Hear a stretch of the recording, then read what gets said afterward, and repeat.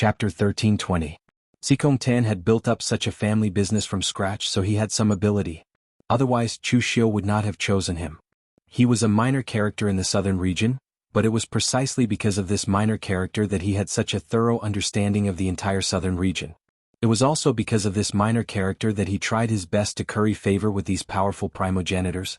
He knew Sword Venerable Ling Tian and even Su Qinya and the others far better than Chu Xiu did. At this time, Su Qinya and Fang Baidu were preparing to return to the southern barbarian jungle where they cultivated in seclusion, but the expressions on their faces were not good. Fang Baidu sighed. If we had known that Su Jiang and Qin Jiolong would have such a calamity in their lives, we would not have agreed to let them go to the exalted divine palace.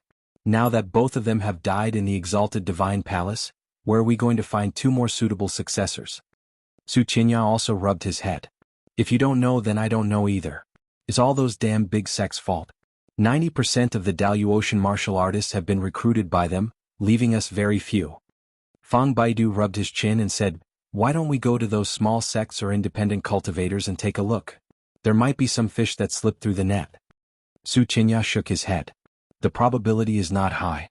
Whether it's those martial artists from small sects or independent cultivators, if they can show good talent, they will either be cultivated as the head of a family or have long entered a big sect. How can we have a chance to pick up the leftovers? The two looked at each other and sighed at the same time. The requirements for primogenitors to accept disciples were so strict purely because they did not have the ability to select a large number of disciples like those big sects and then select the best successor from among the large number of disciples. They only had one chance and they could only put all their energy and resources on one person. Now that they were given another chance, although they were not old and had a certain amount of energy, the problem was, where was the person? At this moment, Fang Baidu suddenly glanced in one direction. Su Qinya was puzzled. What's wrong? There are people fighting over there. It seems to be a battle of extermination. Su Qinya thought for a while and said, that seems to be the Phoenix Mountain. An abandoned disciple of the war-fighting divine sect gathered a bunch of villains and bandits to build a mountain stronghold. I think they are called the Qilin Bandits or something. Anyway, they're just a bunch of mobs. The Battle Martial God sect is the same. The Qilin pirates have been raiding and robbing around here, and they even dared to rob some small sections. They've killed countless people and their reputation is extremely bad, but they don't care about them. Aren't they afraid of losing face? Fang Baidu said in a low voice. Ever since the war-fighting sect became a large sect in the southern region, they have become more and more unscrupulous in their conduct. In the past they still valued their reputation a little, but now they don't care about it at all. Let's go and see who's doing this. Fang Baidu and Su Qinya flew into the air with the mentality of watching a good show.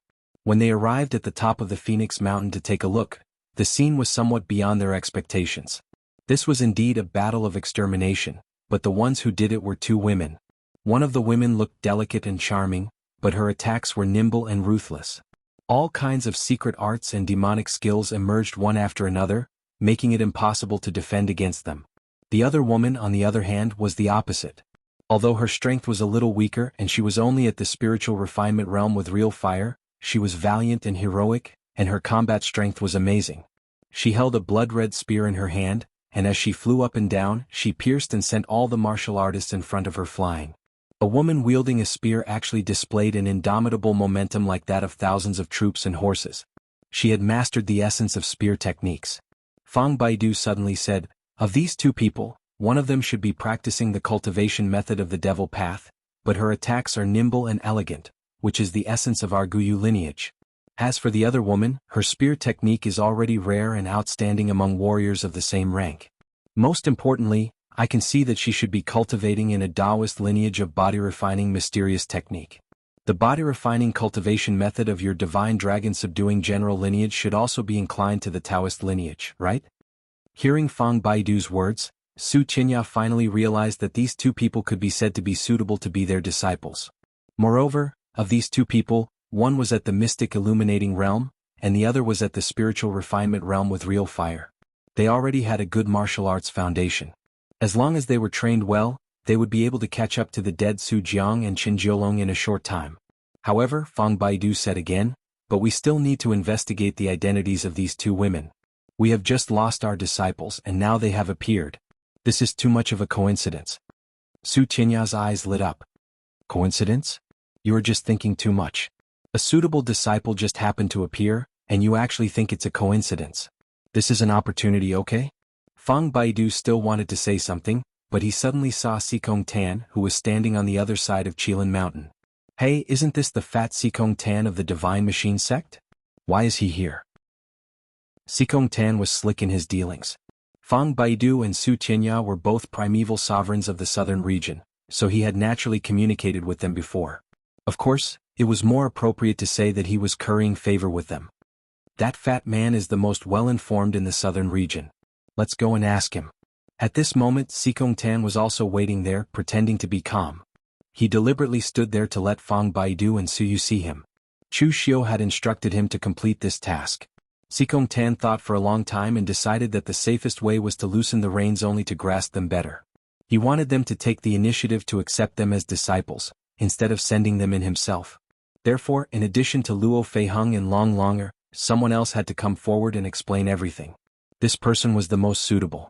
Seeing that Fang Baidu and Su Qianya were indeed attracted by him, Sikong Tan immediately put on a look of pleasant surprise and went forward to ask, "Greetings, Venerable Guyu and Divine General Dragon Subduing. What brings the two of you here?" Su Qianya did not waste time with him. He pointed at Mount One Finger and asked, "Do you recognize the two women on the mountain? Who are they?" Sikong Tan sighed and said, "Of course I recognize them. I was the one who sold them the information about how they destroyed the Qilin bandits. In fact, they are also a pair of pitiful people. Their fathers were the 27th head of the Grazing Horse Villa, Luo Fei, and the 32nd head of the Grazing Horse Villa, Long Wanli. After the Grazing Horse Villa was destroyed by the Qilin bandits, they wandered the martial world. However, because they accidentally obtained the relics of two primeval venerables, their strength and cultivation improved greatly. This time they came back to buy the information from me to take revenge. However, these two girls have no savings except for the inheritance they accidentally obtained. Even the money they used to buy the information was on credit. However, I am a kind-hearted person. Seeing that they have been through so many hardships, I decided to provide them with the information first and pay them later." Sikong Tan forcibly suppressed the nervousness in his heart and nagged for a long time. Su Qianya and Fang Baidu did not doubt him. They looked at each other and nodded lightly at the same time. There were so many primeval venerables who had passed down their legacies since ancient times. Many of them had lost their legacies and had no inheritors. It was normal for these two girls to obtain the relics left behind by such primeval venerables. Moreover, Sikong Tan's words were reasonable. They had never thought that this slick person in the southern region, who was also famous for being timid, would dare to lie to them. After a long while, Long Ling-er and Luo Feiheng walked down with a murderous aura and threw a pile of secret boxes to Sikong Tan. "Fatty, this is your reward. It's more than what you promised." Sikong Tan beamed and said, "Thank you, ladies. In the future, if you need to buy any information or even elixirs, weapons, formation materials and so on, you can come to the Divine Machine Gate to look for me." At this time, Su Qianya suddenly said, "You two girls are quite talented. Unfortunately, you never had a good teacher to guide you. If you continue to cultivate recklessly, you may reach your peak now. It's not easy to break through the barrier between heaven and man. The two of us cherish talents and want to take you two as our disciples. As long as you are willing to acknowledge us as your masters, the resources and cultivation methods of our two branches will all be yours. I can even guarantee that with your talents, I can help you break through the barrier within 20 years. Luo Feiheng curled her lips and said, "Who are you? You want to accept disciples just because you say so. Do we look like people who lack a master?" Long Ling-er, on the other hand, pulled Luo Feiheng and said cautiously, "Seniors, please forgive us. We sisters have been traveling in Jianghu and depend on each other for survival. Until now, we have no intention of acknowledging a master." Sikong Tan hurriedly slapped his thigh and said, "Oh, do you know who these two seniors are? They are primeval venerables. This is the famous dragon-suppressing divine general, Su Qianya, and the other is Venerable Guyu Fang Baidu. There are many people in the martial world who want to be their disciples, but these two seniors don't even think of them. It's your good fortune to be chosen by these two seniors." Su Qianya didn't say anything, but he still smiled proudly. In the martial world, the identity of Venerable Gu naturally had a high status. Although it couldn't be compared to the leader of a real big sect, at least it wouldn't be degraded, especially for some rogue martial artists. However, Long Ling-er still put on a cautious look and said, "We appreciate the kindness of the two seniors, but we really don't need to acknowledge you as our master. If Long Ling and Luo Feiheng were ecstatic and wanted to acknowledge them as their masters, they might not be used to it. However, the more the two of them refused, the more they wanted to take each other as their disciples. Fang Baidu coughed and said, "Ladies, I know how you feel. Youths are full of ups and downs. After wandering in the martial world for a long time, it's inevitable that you will be wary of everyone. But we are different. You know who we are. To put it bluntly, we are both martial immortals. If we have any ill intentions towards you, do you have the ability to resist? On the contrary, as long as you acknowledge us as your masters, you won't have to worry about anyone harboring ill intentions towards you. At the very least, you won't have to go through what you experienced when you were youths again." Hearing this, Long Ling and Luo Feiheng were a little moved. With Xikong Tan adding fuel to the fire, the two finally looked at each other and bowed to Fang Baidu and Su Tianya. "Greetings, master." Fang Baidu and Su Tianya looked at each other, and a hint of a smile appeared in their eyes. But they didn't notice that when Long Ling and Luo Feiheng looked at each other, there was also an unfathomable smile in their eyes. Chapter 1321. Southern Region, Under the Heaven Sword Sect, Heavenly Sword Peak. Fang Qishao faced the sun as he climbed step by step towards the peak of Heavenly Sword Peak. As he climbed, he mumbled something. "Prioritizing a lover over a friend is inhumane. I hope you won't be able to find a wife for the rest of your life." The person Fang Qishao was cursing was Chu Xiu. At this moment, Fang Qishao's face was filled with resentment and he was in a bad mood. He felt that he had been tricked. He knew about Luo Feiheng and Long Longer. Chu Xiu found Xikong Tan. His identity, experience, everything was arranged properly. Xikong Tan even took the initiative to cooperate with them to infiltrate the enemy's base. What about him, Fang Qishao? Chu Xiu patted his shoulder and threw him a sentence. Act according to the situation. Under the Heaven Sword Sect was strict in accepting disciples. Even if Chu Xiu found Xikong Tan, it would be useless. With Xikong Tan's level, he wouldn't be able to reach under the Heaven Sword Sect. Therefore, the arrangement that Chu Xiu gave to Fang Qishao was to let him challenge Heavenly Sword Peak and become one of the 13 Sword Peak Masters of Under the Heaven Sword Sect. Under the Heaven Sword Sect was known as Under the Heavens, which meant that it encompassed the Sword Tao of the world. Therefore, among the 13 Sword Peaks of Under the Heaven Sword Sect, there was a Common People's Sword Peak which was prepared for the Under the Heaven Sword experts. The Common People's Sword Peak opened once every 10 years. All the martial artists in the pugilistic world, no matter if you were a wandering martial artist or a martial artist from a small sect or a small family, as long as you could pass the test, you could enter the Common People's Sword Peak and become a disciple of Under the Heaven Sword Sect. Coincidentally, during this period of time, the Common People's Sword Peak opened. Therefore, Chu Xiu let Fang Qishao challenge the Common People's Sword Peak openly. In the words of Chu Xiu, you, Fang Qishao, were the chief swordsman in the lower realm, and you will still be the chief swordsman in the Daluotian world. How could those loose cultivators compare to you, Fang Qishao? The Common People's Sword Peak Master has to be you. No schemes can compare to true strength.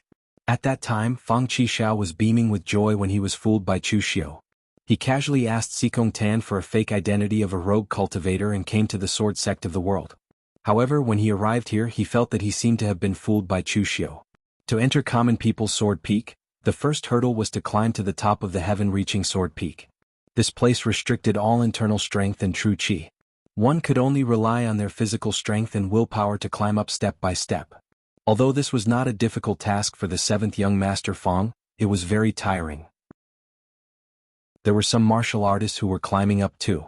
However, those with weak foundations and willpower were eliminated one after another. After finally reaching the peak with great difficulty, 7th young master Fang finally saw the upper echelons of the world sword sections. Sword Venerable Luo Shan, Sword Venerable Azure Dawn, Mu Bai Shuang, and the newly promoted Sword Venerable Nine Nether Yi Guixia. Even Sword Venerable Ling Tian Xing Jiyuan was watching from the high platform. Xing Jiyuan had a close relationship with the sword sect of the world. In such a grand occasion, Xing Jiyuan came to observe the ceremony and also to help the sword sect of the world. Luo Shan looked at the martial artists present and said solemnly, "Although the sword sect of the world is said to have the sword path of the world, we don't dare to say that we are perfect. The sword Dao lineage was endless. The sword of the predecessors might not be strong. The sword of the later generations might not be weak. Today we will open the Common People's Sword Peak and choose a peak master. Everyone, let this old man see what sort of shocking sword Dao has been born in this world. Let the sword arena begin." Along with Luo Shan's words, on the square at the peak of the heavenly sword peak, long swords with runes carved on them rose from the ground, giving off sword energy that shot into the clouds. This was the sword arena of the World Sword Sect. It was made up of tens of thousands of long swords, and each of the previous swords was a famous swordsman of the 13 sword peaks of the World Sword Sect. All the sword cultivators present jumped onto those long swords and started to fight. The so-called common people's sword peak selection wasn't to choose the first but to choose the swordsman who met the requirements of the sword sect of the world. Your strength could not be at the peak, but you had to bring out enough sword path and sword path talent for the sword sect of the World Sword Sect to pay attention to you. Fang Qishao carried the shocking centipede sword in his hand and slowly stepped onto the sword arena. The other swordsmen on the sword arena were extremely nervous. Only Fang Qishao was leisurely, like he was here to watch a show. He didn't know that his appearance attracted a lot of hatred. In an instant, a few swordsmen stared at him and attacked him. Fang Qishao sighed, "It is just an arena, why are you risking your life? I don't want you to fight to the death. Do you think that the sword path is just a crude way of killing? TSK shallow." When the few swordsmen heard Fang Qishao's nagging, they all looked like they had eaten a fly and they hollered, "Shut up!" As they said that, the sword energy in their hands became stronger. It was obvious that they wanted to kick this annoying fellow out. But in the next moment, a blinding sword light had already appeared in front of everyone. The sword light wasn't very beautiful, but it swam between the many sword energies like it had passed through time and space. The swords in the hands of the other few swordsmen were involuntarily attracted to the sword light. It was as if they were actively trying to hit the sword light. Moreover, when one person's sword aura hit the sword light, an intense sword energy fluctuation exploded out. But coincidentally, it triggered the sword aura of the martial artist around him, and instantly it started to explode. It was as if this circle of people had planned this beforehand. A series of sword auras exploded and their strength multiplied. They actually sent the circle of people who attacked Fang Qishao flying. This scene instantly attracted the attention of the others. But before they could react, Sword Saint Luo Shan, who was sitting on the main seat, suddenly said, "Stop. There is no need to fight, you are the peak head of common people's sword peak." Everyone looked towards where his hand was pointing. Luo Shan was pointing at Fang Qishao. At that moment, all the swordsmen who were participating in the common people's sword peak selection were stunned. What was going on? This fellow just used one sword and he became the peak head of common people's sword peak? Was it a joke? Everyone felt a little unhappy, but Luo Shan didn't care about them. He just heaved a sigh. It is the cause and effect sword technique. The world sword sects included 99% of the sword techniques in the world. Naturally, Luo Shan recognized the cause and effect sword technique. But after so many years, to be able to comprehend the cause and effect sword technique to such a level at such an age was extremely rare. There shouldn't be anyone like that. Moreover, in Fang Qishao's sword technique, there was something that belonged to him. Xing Jian, who was at the side, suddenly said, "Sect leader, how about giving this person to me? My sword Saint Ling Tian's lineage owes the world sword sects a promise." Luo Shan squinted his eyes and said, "You can't teach this person. His sword technique has already taken shape. As long as he steps into martial celestial, it won't be weaker than your lineage's sword technique. If you take him in, you will be destroying him and you." Before Xing Jiyuan could say anything, Luo Shan waved at Fang Qishao and called him over. He asked, "May I know your name and background?" Fang Qishao shrugged his shoulders and said, "Southern Region Sword Technique Loose Cultivator Fang Qishao. My family is dead and my master is also dead. I am so poor that I can't even afford to go to a brothel. I can only come to the World Sword Sect to try my luck. Speaking of which, the World Sword Sect is such a big sect. You don't have to spend money to go to a brothel, right?" Previously, Chu Xiu didn't ask Fang Qishao to act. He only told him to perform according to his character. Although they were enemies, Chu Xiu had to admit the World Sword Sect's purity towards the sword technique. As long as Fang Qishao displayed his sword technique cultivation, the World Sword Sect would definitely not reject him. However, Chu Xiu didn't expect that Fang Qishao didn't hide at all and just let himself go. The other martial art practitioners of the World Sword Sect frowned.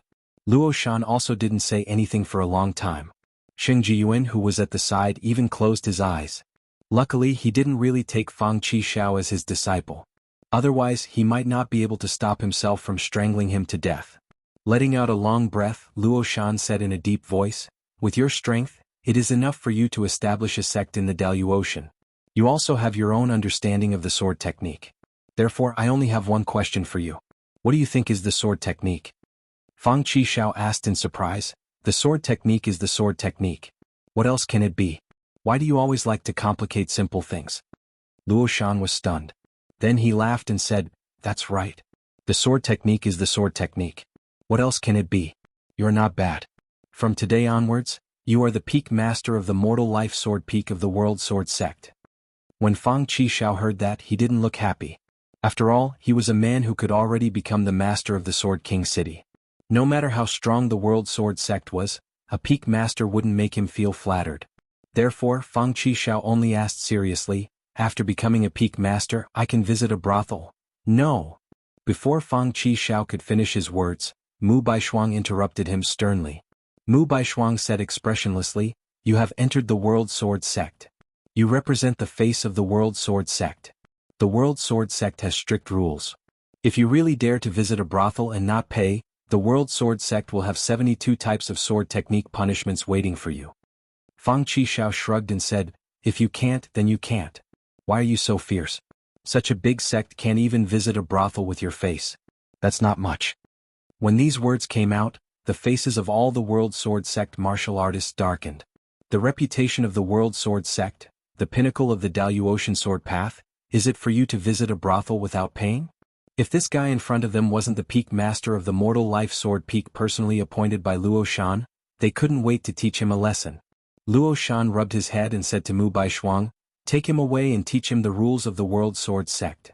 When Fang Qixiao was taken away by Mu Baishuang, Xing Jiyuan suddenly said to Luo Shan, thank you, sect master.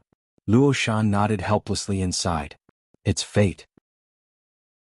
A few days later, in the Kangwu prefecture of the southern barbarians, Chu Xiu also received the news. Chu Xiu was not surprised that Luo Feiheng and Long Longer could sneak under the two prime sovereigns. The two of them were strong and capable, and with Xikong Tan's arrangements, it was almost in the bag. But after listening to Fang Qixiao's performance in the sword arena, Chu Xiu wiped off his cold sweat. He wanted the seventh young master Fang to act as himself. He wanted the seventh young master Fang to act as a genius swordsman, the seventh young master Fang to act as himself, and not as a clown. But he actually asked if he could use the name of the world sword sect to visit a brothel for free. If it wasn't for the shocking sword talent he displayed, the people of the world sword sect would definitely kill this guy who humiliated the world sword sect on the spot. Chapter 1322. After successfully infiltrating Fang Qixiao and the others into the enemy's territory, Chu Xiu's side could be considered to be at peace. However, Chu Xiu also had a feeling that his intelligence in the Daluotian was too little. Apart from being well informed in the East region, he had no source of intelligence in the other three regions. Of course, this was not Chu Xiu's fault, but the Daluotian's 4 regions were severely divided, which was how it was originally. The reason why Sky Devil Palace could plant spies in the world sword sects was that they were originally sects in the South region. However, if Sky Devil Palace wanted to plant spies in the East region or the further West or North region, the difficulty could be said to have risen sharply. However, as it happened, Chu Xiu had offended many people all over the 4 regions, so he urgently needed the intelligence of the entire 4 regions. He also wanted to investigate some things in the Daluotian, so Chu Xiu had his eyes on Xikong Tan again. This time, Chu Xiu did not go to the South region, but used the power of the Heart Demon to call Xikong Tan to the East region. When he walked into Chu Xiu's stronghold in the southern barbaric land, Xikong Tan suddenly felt a chill while he was perturbed. What did he see? The strict and orderly hall was filled with array formations. He also knew array formations, but even he couldn't see through the array formations here. The people coming and going were all martial artists dressed in black with cold expressions. Xikong Tan could feel a dense murderous aura from them, which was definitely not something that could be developed from 1 or 2 massacres. Although Xikong Tan was from the southern region, he had dealt with the martial artists of the Imperial Sky Pavilion before. He was sure that the martial artists of the Imperial Sky Pavilion were definitely not like this. This Chu Xiu was in the Imperial Sky Pavilion's territory, but he did not stay in the prefectural governor's office. Instead, he built such a heavily guarded stronghold in the southern barbaric land. Moreover, the martial artists under him were also different from the martial artists of the Imperial Sky Pavilion. What exactly did he want? This was no different from making oneself a king. All this while, Xikong Tan had thought that Chu Xiu was backed by the Imperial Sky Pavilion. But now, it looked like Chu Xiu might only be backed by himself. Filled with apprehension, Sikong Tan carefully stepped into the hall. The lights were dim, and Chu Xiu's figure was hidden in the depths of the darkness. He suddenly said, "Sikong Tan, you've done well this time. Let's write off everything that happened in the exalted divine palace." Sikong Tan jumped in fright, but he immediately said, "Official Chu is too serious. It is this subordinate's honor to be able to work for Official Chu." Chu Xiu waved his hand and said, "I am a person who rewards and punishes clearly. If I don't give you any benefits when you work for me, who will be willing to work for you in the long run? Sikong Tan, you've done well this time, so I won't give you a reward. However, if you do well in what I'm about to ask of you, I can give you far more than you can get by trying to curry favor with those so-called prime sovereigns." With a wave of his hand, Chu Xiu threw out a secret box. "Take a look at what's in here." Puzzled, Sikong Tan opened the box, only to be dazzled by the dazzling contents. Weapons, pills, cultivation methods, materials, and so on were innumerable. Sikong Tan had only taken a cursory glance at the cultivation methods, and he could tell that some of them were secret techniques that had been lost in the great overarching heaven. "Milord, what are you doing?" Chu Xiu said indifferently, "These things are for you to develop the divine armament sect. You're quite capable, but the divine armament sect is inherently weak. It'll be too difficult for you to expand. Consider these things as an advance payment for you. Once the divine armament sect has expanded, you will only have one task, and that is to monitor the southern region, and even the northern and western regions for any news and movements. Also, I need you to help me find something." Sikong Tan hurriedly said, "Please tell me, milord. No matter what it is, this subordinate will definitely find it for milord." "Origin." Sikong Tan was taken aback. What? His dumbfounded expression wasn't an act, but he really didn't know what an origin was. In truth, Chu Xiu had already expected this reaction. Given Sikong Tan's realm, it was possible that he really didn't know what an origin was. Among the 5 realms, apart from the mysterious longevity heaven, there should be 8 origins existing in the world. Among the demonic origins, Chu Xiu controlled the demonic origins of descent to the mortal realm, while Dugu Weiwei controlled the demonic origins of Yellow Springs Heaven and Daluocean, while the demonic origins of ascended to the mortal realm were nowhere to be found. It was unknown whether it had dissipated during the great ancient calamity, or whether it had been brought to the Daluocean. Among the Yang extreme origins, Chu Xiu controlled the Yang extreme origins of descend to the mortal realm, while the Daluocean and descend to the mortal realm's Yang extreme origins were nowhere to be found. As for Yellow Springs Heaven, Chu Xiu guessed that there might not be any Yang extreme origins there, and even if there was, it should have been obtained by Dugu Weiwei. Therefore, right now, Chu Xiu had the Yin and Yang essence while Dugu Weiwei had at least 2 devil essence. At a glance, they could be considered evenly matched. However, the more of these things, the better. Thus, when they were in the lower realm, Chu Xiu had already ordered everyone in the Kunlun Devil cult, as well as Wind Sweeping Tower, to search for clues related to the origin. On the Daluocean side, Chu Xiu chose Sikong Tan to investigate. Of course, this was just a test. He didn't really expect Sikong Tan to find the source for him. Origin energy was not something that could be investigated openly. Thus, Chu Xiu pondered for a moment and said, "You can understand the existence of origin energy as a natural treasure. It has both yin and yang, but it cannot be replicated. Its main body was a very unremarkable wisp of devil chi, or a wisp of golden light, but it contained extremely powerful power. Currently, among the Daluocean people, only the experts standing at the peak know about the existence of the origin. Therefore, you don't need to search for it on a grand scale. You just need to follow these characteristics and clues to track it down. This kind of thing can be done slowly. There's no need to rush." Sikong Tan memorized all of these characteristics and promptly said, "Yes, this subordinate will remember." At this moment, Mei Qinglian suddenly walked in and handed Chu Xiu an invitation card. She said, "Someone gave this to you and entrusted the Imperial Sky Pavilion to pass it to you. An invitation for the Ancient Venerables Conference? A primordial ultimate god?" There were only a few words on the invitation card. It was an invitation for the Ancient Venerables Conference and was signed by a primordial ultimate god. However, each word on the invitation card contained an extremely powerful power as though it was written with the laws of heaven and earth. It was extremely strange and could not be replicated. What is the Ancient Venerables Conference? Who is a primordial ultimate god? Chu Xiu mumbled. Sikong Tan subconsciously said, "The Ancient Venerables Conference is..." However, as soon as the words left his mouth, Sikong Tan felt something was wrong. Wasn't Chu Xiu the Ancient Venerable's successor? Why didn't he know about the Ancient Venerables Conference? Why didn't he know about the Ancient Venerables Conference? Sikong Tan had carefully investigated Chu Xiu after returning from the Daluo Divine Palace because he was afraid of Chu Xiu. At that time, he felt that Chu Xiu's actions did not seem like something an Ancient Venerable's successor would do. He developed his forces in a high-profile manner and had no interest in being a hermit cultivator. Instead, he dominated the Jianghu. Moreover, although he claimed to be the Ancient Venerable's successor, no one knew which lineage he belonged to. Even the Ancient Venerables behind him had only made a move once to stop Yi Weikong of Cold River City. However, no one had seen his face that time. Thinking of Chu Xiu's unfamiliarity with the Ancient Venerables today, Sikong Tan couldn't help but have a bold guess, one that made him shudder. Sikong Tan subconsciously looked up and saw Chu Xiu looking at him with an indecipherable look in his eyes. You've guessed it? Sikong Tan shuddered violently and shook his head. This subordinate is slow-witted. This subordinate doesn't know anything. Chu Xiu casually waved his hand. Don't worry, since you're already one of my people, it's better to know than to be clueless about some things. At least you know who you're working for. Now tell me, who are the primordial ultimate gods and the primordial ultimate gods in this Ancient Venerables Conference? Sikong Tan carefully said, I heard this from Yuan Fu.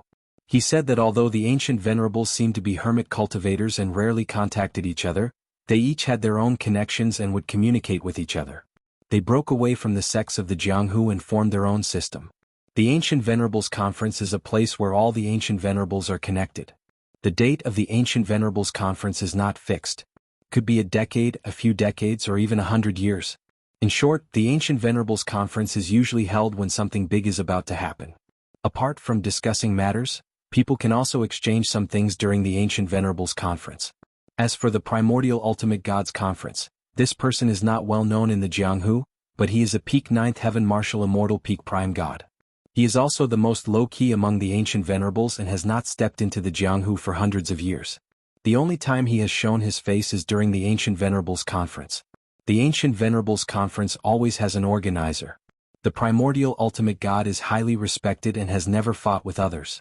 Therefore, he has been the organizer for hundreds of years. Chu Xiu nodded and asked, Where is the Ancient Venerables Conference held? At the peak of the East Sea, the Immortal Island. Chu Xiu waved his hand and dismissed Sikong Tan. Sikong Tan immediately left as if he had been pardoned. Mei Qinglian suddenly frowned and said, This is troublesome. Are you going or not? If you don't go, it will arouse suspicion. Chu Xiu said, Of course I'm going. Among the Daluotian people, the top sects are a circle and so are these Ancient Venerables. Only those who have become martial immortals are qualified to step into this circle and decide the direction of the Daluotian people. If I don't blend in, I will always be an outsider. How can I know so much? But if you choose to go, who can you let go? Old Man Wei? Although Old Man Wei is a martial immortal, he is not as strong as you. Chu Xiu pointed to himself and said, Why should I let Old Man Wei go? Don't forget that the invitation was sent to the Ancient Venerables. I have already stepped into the martial immortal realm and become the new generation's Ancient Venerables. My master retired and gave up his position. Is that not enough? Mei Qinglian only realized after hearing Chu Xiu's words. With Chu Xiu's current strength, he no longer needed to pretend to be the Ancient Venerable's successor. He could already become a real Ancient Venerables. Chapter 1323. Before Chu Xiu became a martial immortal, he had to use the name of a primeval lord successor no matter what he did. Now that he was a martial immortal, he was a primeval lord and there were no more restrictions on what he could do. After instructing Mei Qinglian and the others to guard the Daluotian island, Chu Xiu headed to the East Sea's Fairy Island alone. Only primeval lords and their successors could participate in the ancient sovereign assembly. Since Chu Xiu was going as a primeval lord, he could not bring anyone else. It was Chu Xiu's first time going to the Daluotian's overseas territory. Compared to the many martial arts forces in the lower realm's overseas territory, the Daluotian East Sea did not have any prominent sections. Only a few inconspicuous small sects and a few primeval lords occupied the island to cultivate. The reason was simple. The Daluotian territory was much larger than the lower realm and there was still a large area that had yet to be explored. Why would they want to waste their time in the overseas territory? They would not be interested in such a place. The location of the Fairy Island was easy to find. The place with the thickest fog was the so-called Fairy Island to the east of the estuary. Chu Xiu rode on the waves and traveled for a full 3 days. His surroundings were already shrouded in thick fog. But in the endless fog, there was an island vaguely visible in the center. Upon closer inspection, there were countless tall buildings, palaces, and pavilions on the island. It was like a fairyland amidst the fog. No wonder it was called the Fairy Island.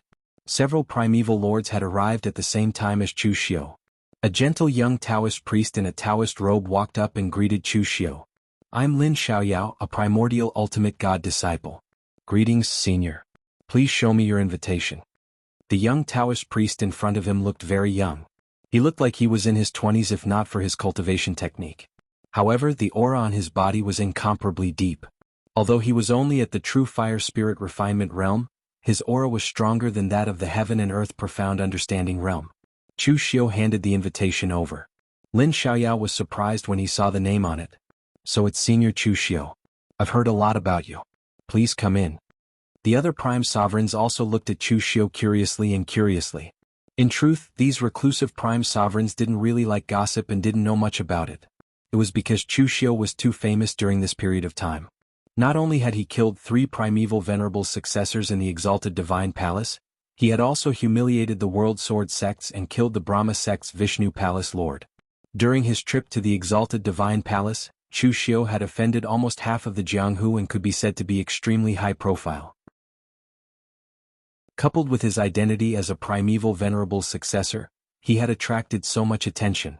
Even Meng Xinghe, who only roamed the eastern region, wasn't as high profile as Chu Xiu in the past. The other prime sovereigns couldn't figure out Chu Xiu's background. They weren't hostile, but they didn't have any goodwill either. They all sized him up and followed Chu Xiu into the main hall of the Immortal Island. There were already many primeval venerables in the main hall, and most of them had brought their successors. There were more than 30 of them in total. But before Chu Xiu could take a closer look, an angry voice suddenly sounded, "Chu Xiu! How dare you come to the Primeval Sovereign Conference?" Chu Xiu looked up and saw that the speaker was Su Tianya. Fang Baidu was also looking at him with vigilance and hostility from the side. However, Chu Xiu's eyes weren't on the two of them, but on Luo Feiheng and Long Longer behind them. Compared to before, Luo Feiheng and Long Longer's auras were even stronger. It seemed that the 2 primeval venerables were really training them as successors. Long Longer and Luo Feiheng didn't expect to see Chu Xiu so soon.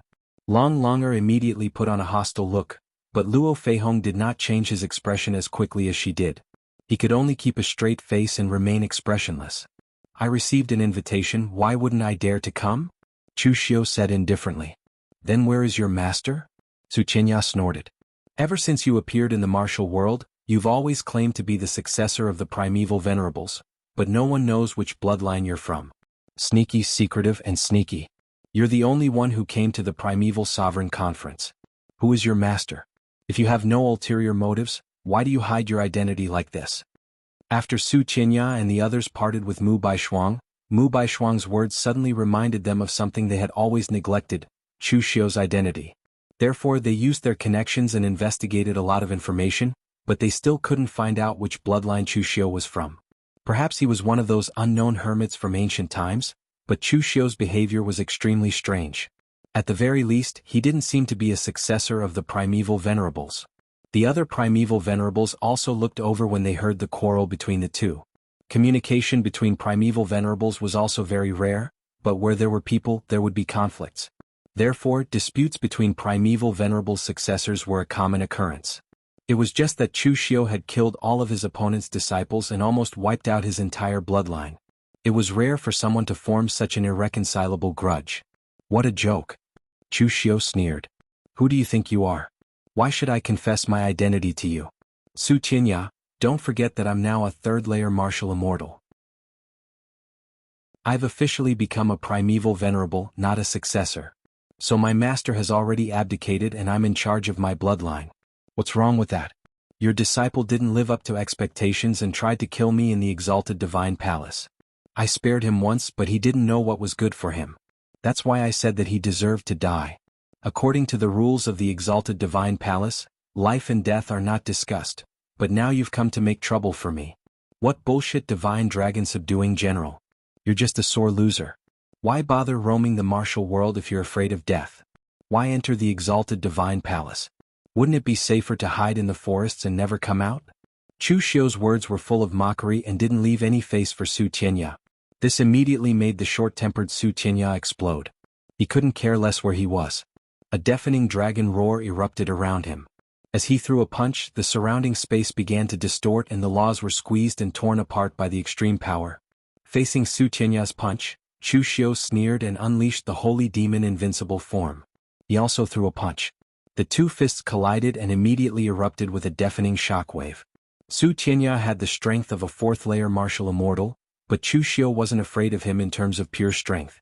With true fire as his foundation, and now that Chu Xiu had cultivated the holy demon invincible form, the strength of his physical body could be said to have reached a true peak. Behind Chu Xiu, a piercing golden Buddhist light fused with a deep, pitch-black demon qi, turning into a demon Buddha with 3 heads and 6 arms. It had the solemnity of the power of Buddhism, as well as the fierceness and violence of the power of demon Tao. The strange demon Buddha's 6 arms smashed down. Around Su Tianya the dragon roared furiously and the dragon swung its tail. The might seemed to be able to tear a mountain apart. But under Chu Xiu's demon Buddha, his dragon tail was directly smashed down by a punch. Then the 6 arms smashed down one after another with terrifying might. At that moment, Su Tianya finally understood how Yin Tuoyuo felt in the past. Previously, when Su Tianya saw Yin Tuoyuo being suppressed by Chu Xiu, he thought that Yin Tuoyuo, the deputy palace master of Shiva Palace, was just an empty title. But when it was his turn to fight against Chu Xiu, he could feel the strong pressure and the powerful attack that made him breathless. The 6-armed demon Buddha's punches landed one after another, and Su Tianya's dragon body couldn't even raise its head. Fang Baidu, who was at the side, saw that something was wrong. He immediately formed a seal and a pure white moonlight suddenly appeared in the palace. It broke through the surrounding space and enveloped Chu Xiu. The secret technique of Venerable Gu Yu's lineage was very mystical. It seemed to be able to affect the operation of the power of space, forcibly tearing apart Chu Xiu's body.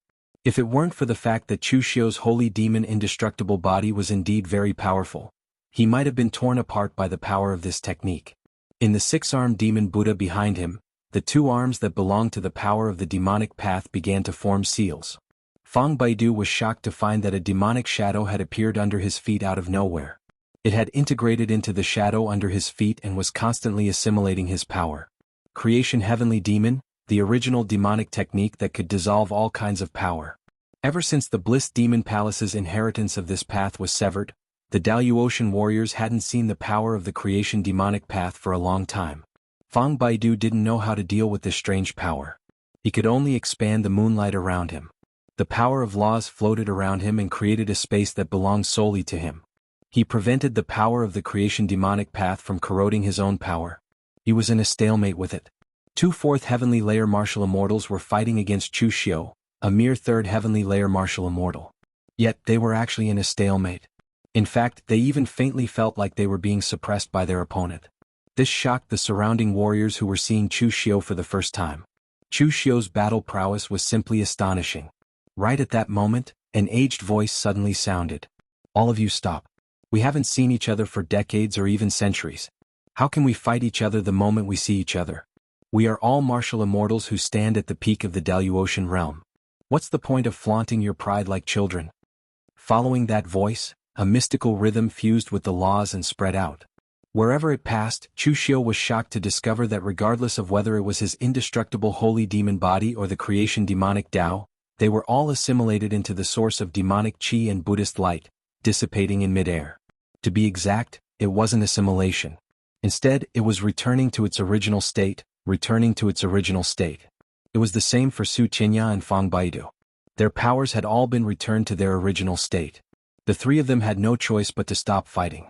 At that moment, an old man and a young man wearing a Taoist robe embroidered with clouds and stars stepped into the palace.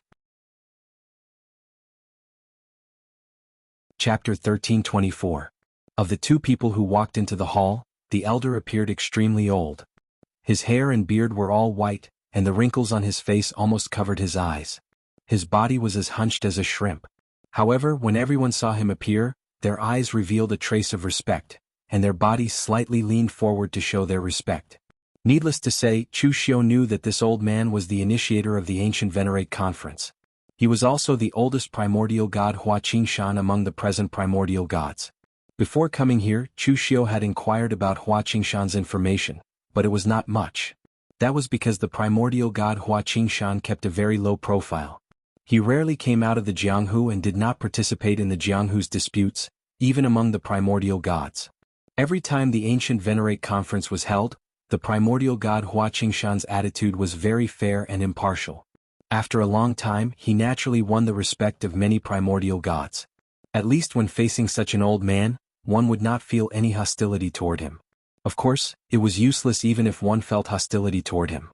The old man in front of him, who looked so old and frail as if he was on the verge of death, was a genuine expert of the ninth heaven of martial immortal realm.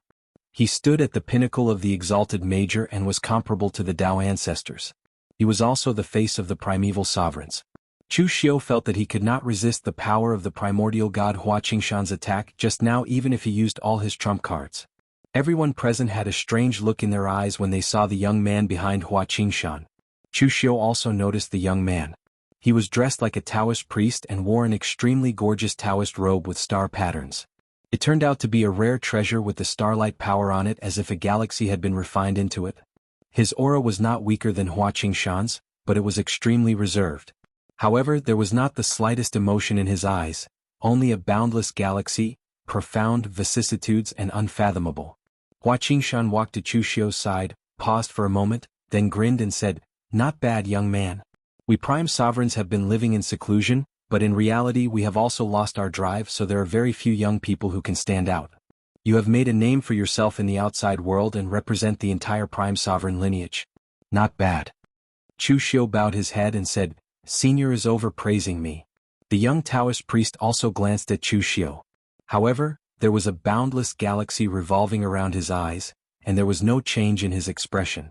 There was only a trace of a gentle smile that seemed to never change, making it impossible for others to guess what he was thinking. Hua Qingshan then turned his gaze towards Su Qinya, shook his head and said, "You martial artists of the dragon-subduing divine general's lineage are always so hot-tempered. Actually, upon reaching the martial immortal realm, your control over the power of your cultivation techniques has reached the pinnacle. Your cultivation techniques will no longer affect your state of mind. The ones that will affect your state of mind will be yourselves. Dragons could soar above the 9 heavens and they could also hide in the 9 abyss. I was there before your master passed away, and he told me that the dragon-subduing divine general and the dragon-subduing divine general are not referring to your cultivation techniques, but yourself. When you can subdue this dragon in your heart, then you will be considered complete." Su Qinya did not dare to refute. He hurriedly cupped his hands and said, "Thank you for your guidance, Supreme Divinity." Hua Qingshan then turned his gaze to Fang Baidu. "Your lineage of Venerable Gu Yu and the dragon-subduing divine general's lineage complement each other, but I hope that you can complement each other not only in cultivation techniques, but also in character. Sharing life and death is commendable, but you must also remember that you should not allow one party to act impulsively, while you accompany him in acting impulsively." Fang Baidu lowered his head obediently and said, "Thank you for your guidance, Supreme Divinity." Hua Qingshan slowly walked forward and sat on the main seat. He said in a deep voice, "Everyone, there are actually 2 things that I would like to inform everyone of in this ancient venerable meeting. The first is that there is a problem with the formation seal between the lower realm and the Dalu Ocean. The formation seal in the lower realm has disappeared, and it won't be long before the lower realm and the Dalu Ocean are completely connected." Upon hearing this, the crowd was stunned for a moment, then began to whisper and discuss excitedly. After a while, when everyone's voices had quieted down, Hua Qingshan continued, "I'm sure everyone is aware of the impact of this matter, so I won't say more. We have not returned to the ancestral land for 10,000 years, and we do not know what is in the ancestral land in the lower realm. It may be dangerous, but it could also be an opportunity. Not all of us from the ancient venerable lineage want to stay in the mountains and forests to cultivate. I know this. Therefore, if we can return to the ancestral land this time, the major Dalu Ocean sects have promised us that we can establish a sect at will. They will not stop us and will even support us. The interests of the 4 Dalu Ocean regions are already fixed. If we establish a sect, we will invade their interests and snatch food from the mouths of the top sections. They will not agree, but in the ancestral land in the lower realm, there are not so many rules." The ancient venerables were taken aback by these words, then fell silent again. Everyone's eyes were filled with contemplation. Establish a sect? It wasn't that no ancient venerable had ever thought of this, but very few had actually done it. For them, establishing a top sect was equivalent to snatching food from the mouths of the top sects of the other 4 regions. There was bound to be a fight. Establishing a small sect was meaningless to them. It was better to be a virtuous ancient venerable and focus all their energy and resources on passing down their legacies. With the opportunity to enter the lower realm and the promise of the top sects, the ancient venerable lineages were worthy of careful consideration. To the side, Chu Xiu narrowed his eyes in thought, but what he was thinking about was what would happen after the upper and lower realms were connected. Chu Xiu had been unaware of the Daluotian's reaction. But now, it seemed that the Daluotian side hadn't made any unnecessary moves and had instead chosen to cautiously wait for the formation to collapse on its own in order to preserve the exalted divine palace. After all, the exalted divine palace had been built 10,000 years ago by gathering the power of all the cultivators of the lower realms. Even though the sealing formation had been destroyed, the exalted divine palace was still intact and could still be used for cultivation. Moreover, if anything happened to the lower realm, the Daluotian sects could rebuild the formation with the exalted divine palace as the center.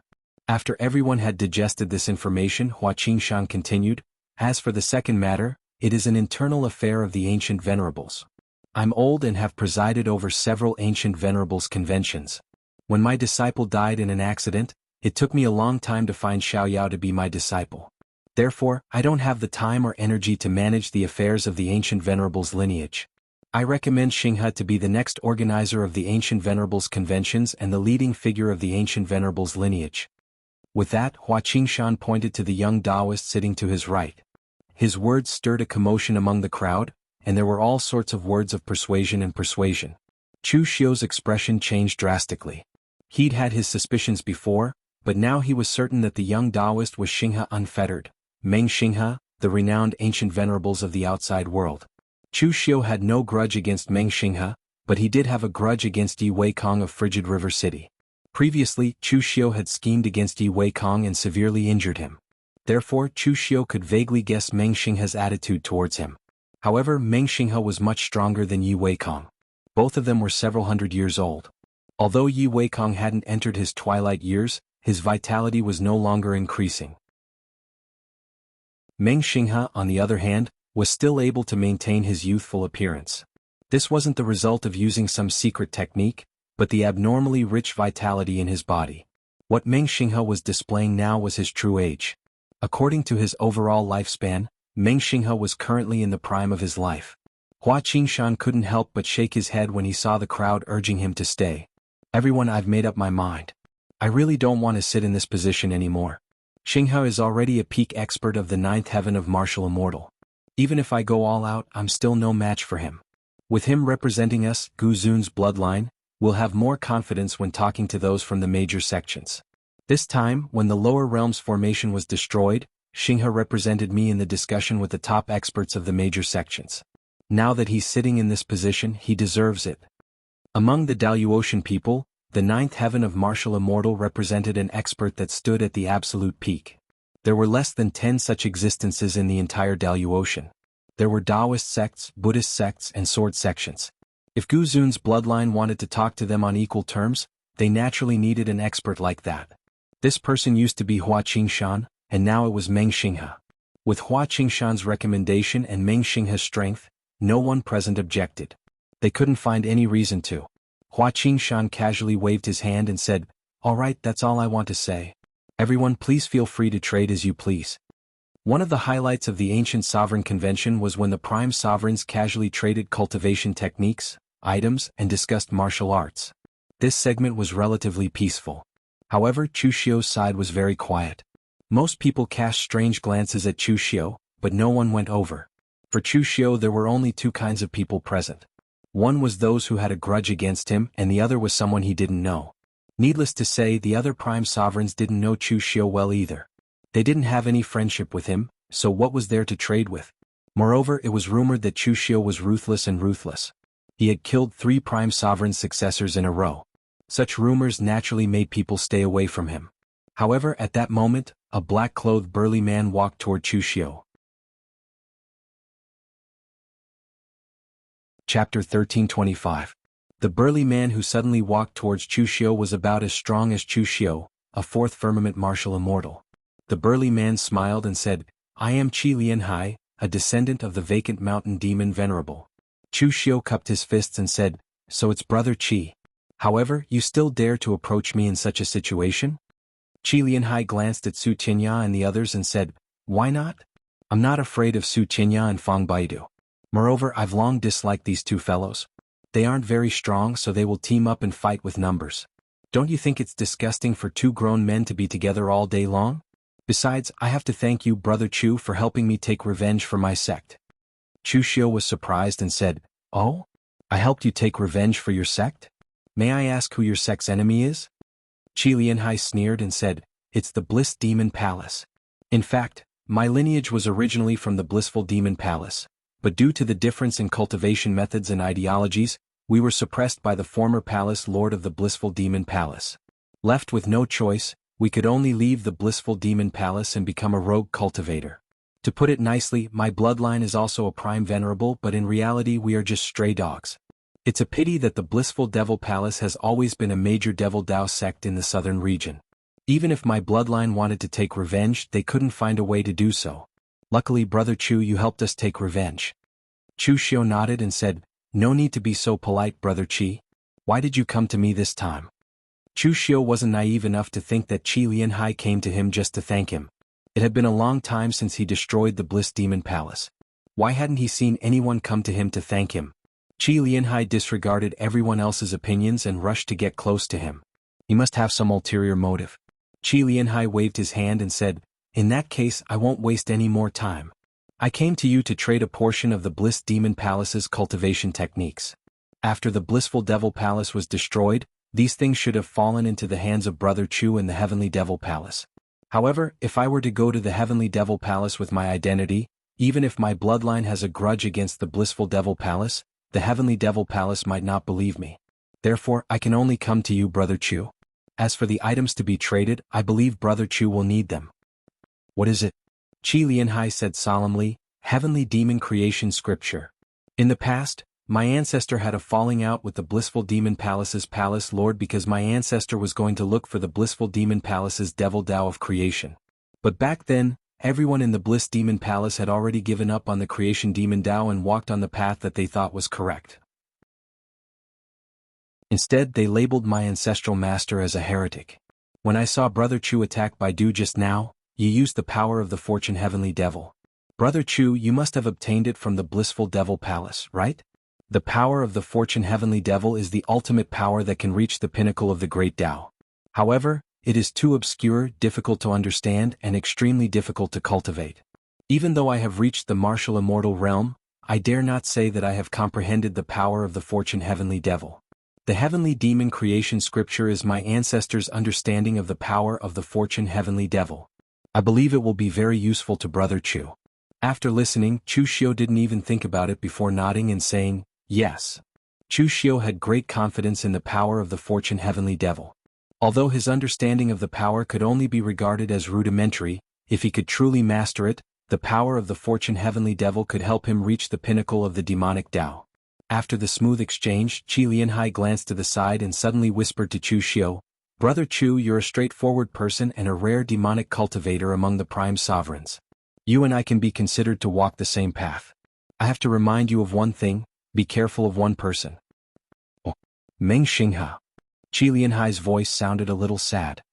The primordial ultimate god was the leader of the ancient sovereign bloodline. Although he didn't do anything beneficial to the ancient sovereign bloodline, he was always fair and didn't harm anyone's interests. That's why we admire him. However, things are a little complicated with Meng Xinghe. I've dealt with him before and he's definitely not as simple as he appears to be. I just hope he doesn't bring the entire ancient sovereign bloodline into the abyss. Brother Chu, I've heard about your dispute with Cold River City in the Eastern Territory.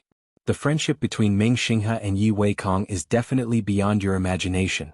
Now that he has become the leader of the ancient sovereign bloodline, Brother Chu, you'd better be careful. Qi Lianhai had just finished speaking when Meng Xinghe suddenly walked towards them, causing Qi Lianhai's expression to change slightly. He had just used the power of laws to transmit his voice. Unless the other party had comprehended the same power of laws, they shouldn't have been able to hear it. Qi Lianhai secretly blamed himself for talking too much. He immediately bade farewell to Chu Xiu and turned to leave. Chu Xiu looked at Qi Lianhai in a slightly astonished manner. Exactly what did Meng Xinghe do back then for this fourth-level martial immortal expert to be so afraid? Meng Xinghe walked up to Chu Xiu with a faint smile on his face and said in a gentle voice, "Chu, I've heard a lot about you."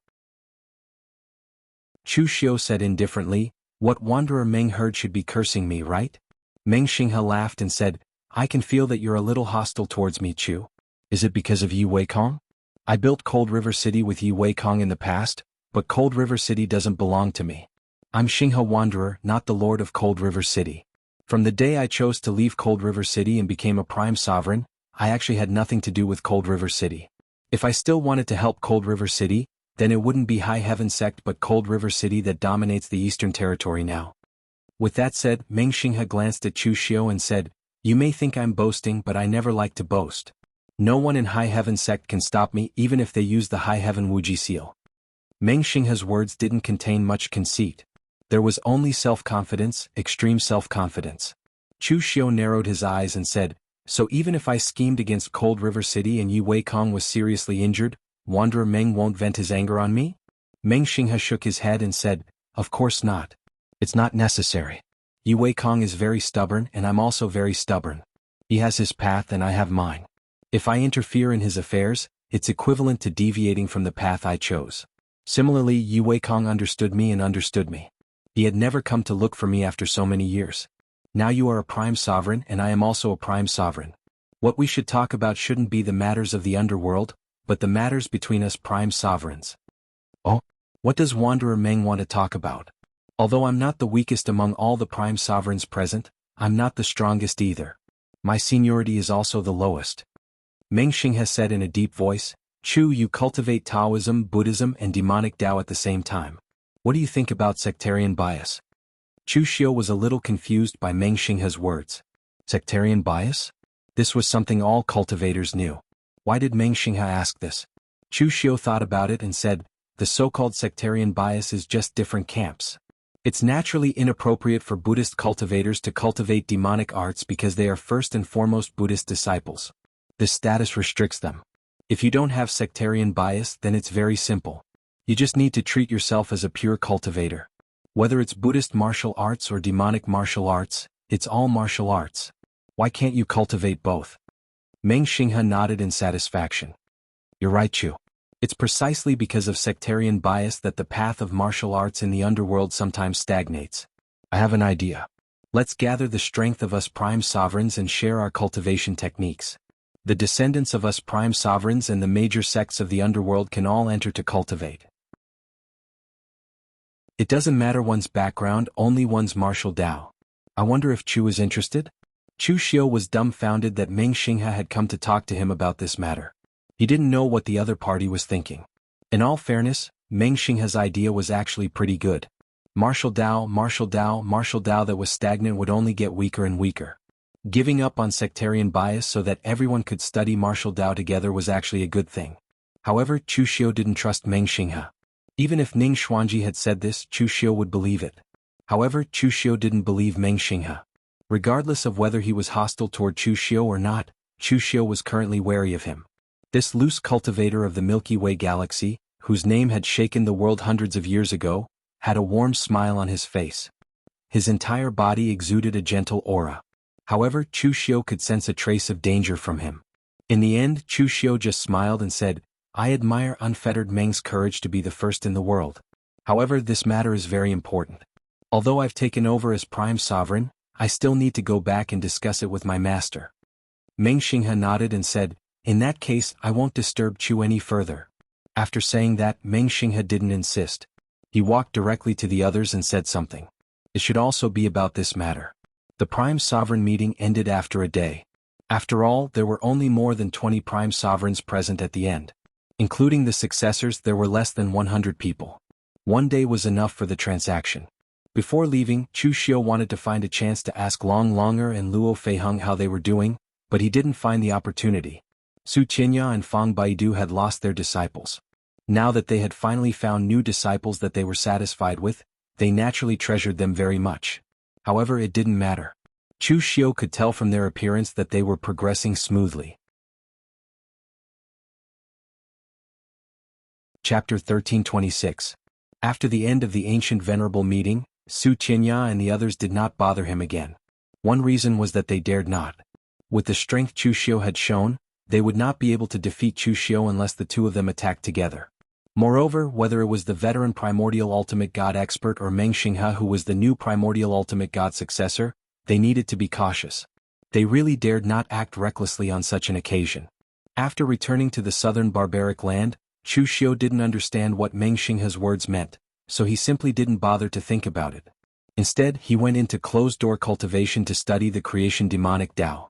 The creation heavenly demon scripture that Qi Lianhai gave to Chu Xiu was passed down by the patriarch of his lineage after spending a lifetime of effort and gathering the efforts of several generations.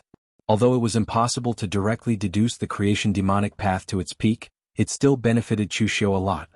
At that time, in the closed-door cultivation secret room, Chu Xiu was surrounded by black demon energy. It was so dense that it seemed to have turned into a substance.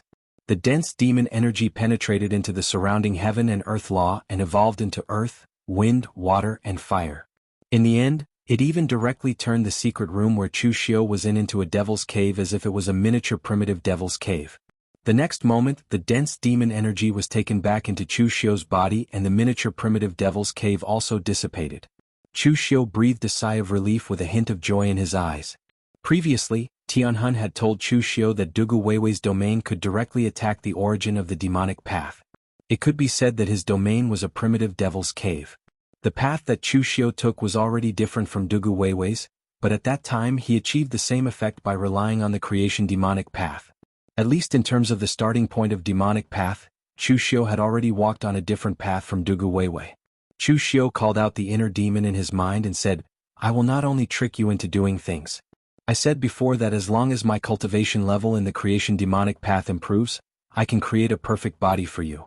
Now, with my attainments in the creation demonic path, as long as there is enough blood essence, I can create a body for you."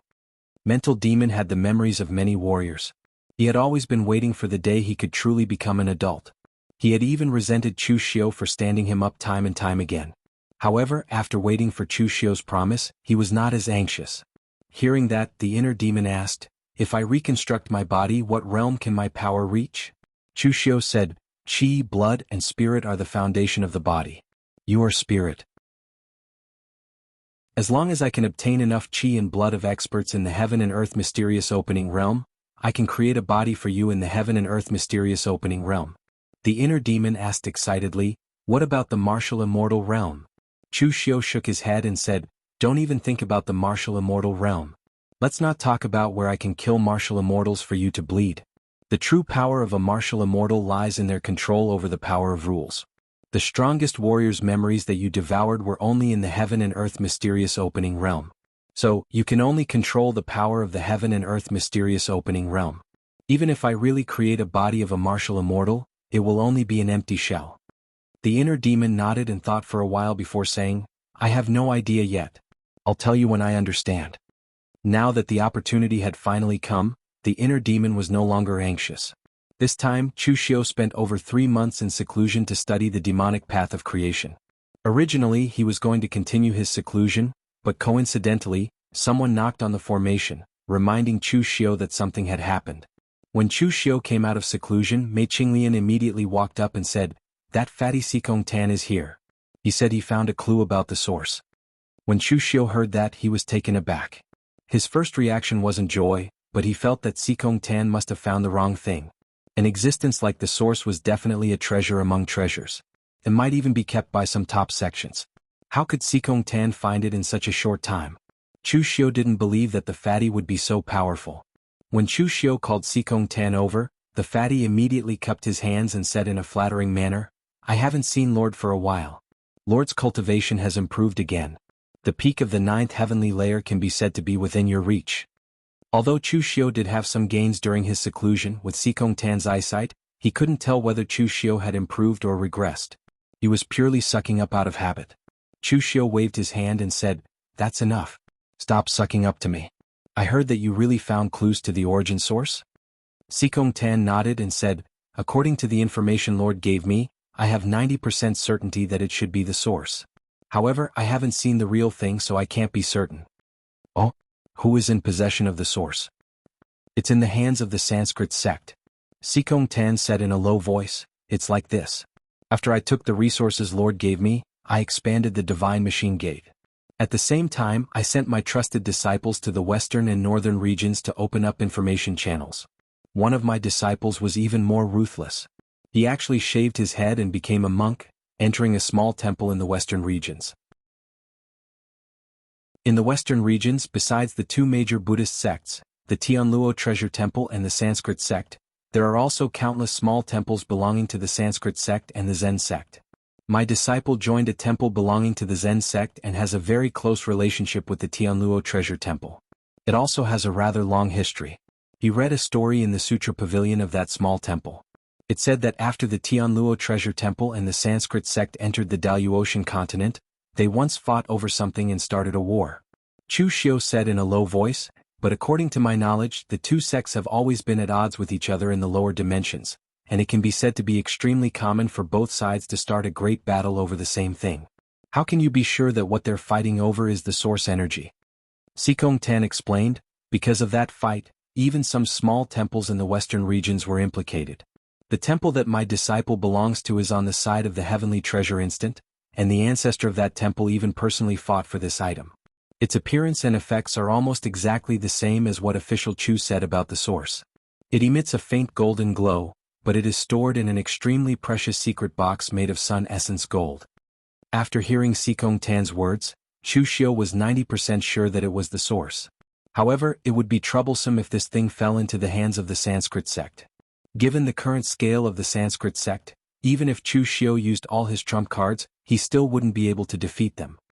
This source is now in the hands of the Sanskrit sect. Do you know if the Sanskrit sect has researched anything about it? Sikong Tan shook his head and said, I really don't know about this.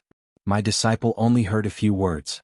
This source was first obtained by the Tianluo Treasure Temple, but in the end, it was taken away by the Sanskrit sect. Moreover, at that time, one of the higher-ups of the Tianluo Treasure Temple sacrificed his life to seal a part of the power of that thing. They were thinking that even if they couldn't get it, they couldn't let the Sanskrit sect use it. Later, that thing should have been kept in the Vishnu temple of the Sanskrit sect. Although the strength of the Vishnu temple has always been inferior to the Shiva temple and the Brahma temple, they are good at all kinds of strange secret techniques. They have also researched all kinds of strange things. Therefore, the thing that is suspected to be the source has always been kept by the Vishnu temple. After hearing this, Chu Xiu rubbed his chin and narrowed his eyes. It could be said that Mei Qinglian understood Chu Xiu very well. When she saw his appearance, she could roughly guess what he was thinking. He must be plotting against someone else. Hey, I say, you can't be thinking about the Sanskrit sect, right? That is the Sanskrit sect that has the strongest people in the ninth heavens. The martial immortals of the Sanskrit sect added together are probably more than the entire eastern region.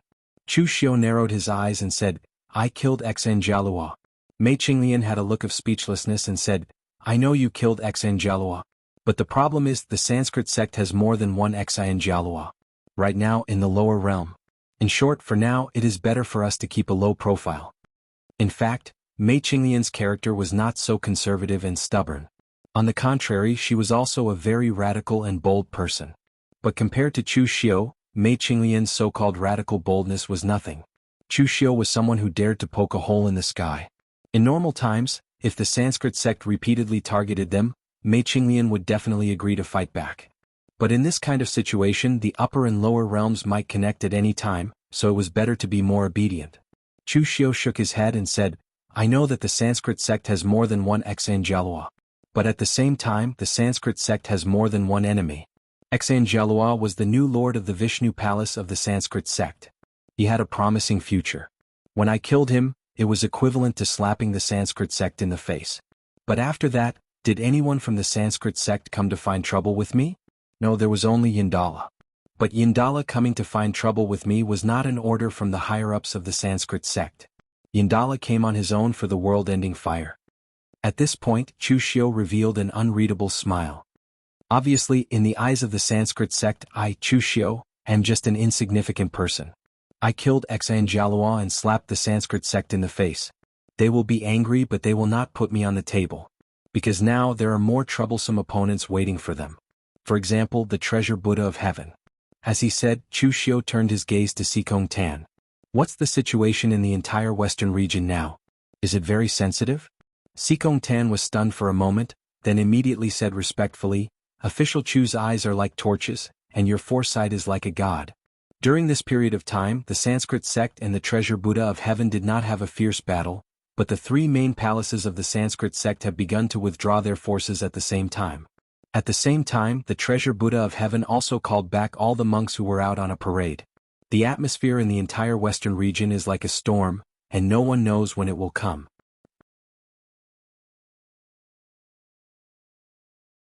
Chapter 1327. Xan Jialuo's death at the hands of Chu Xiu was seen as a slap in the face to the Brahmin sect.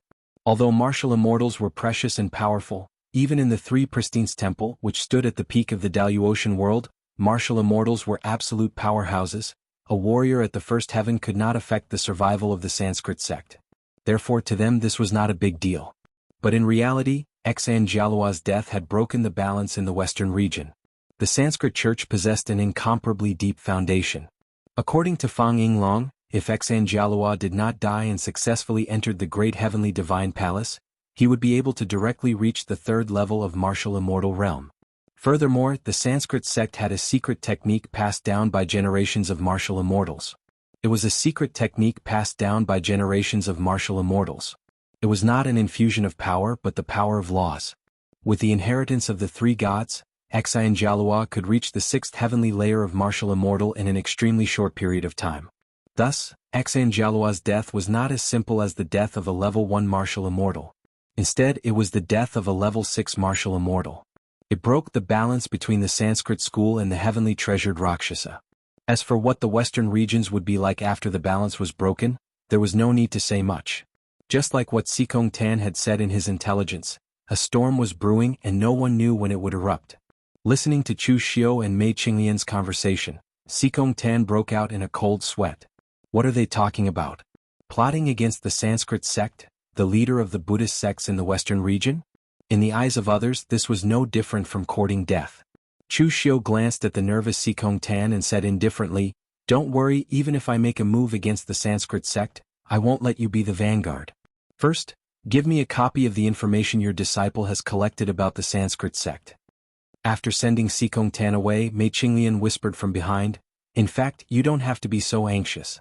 There is still some time before the Daluotian and the lower world unite.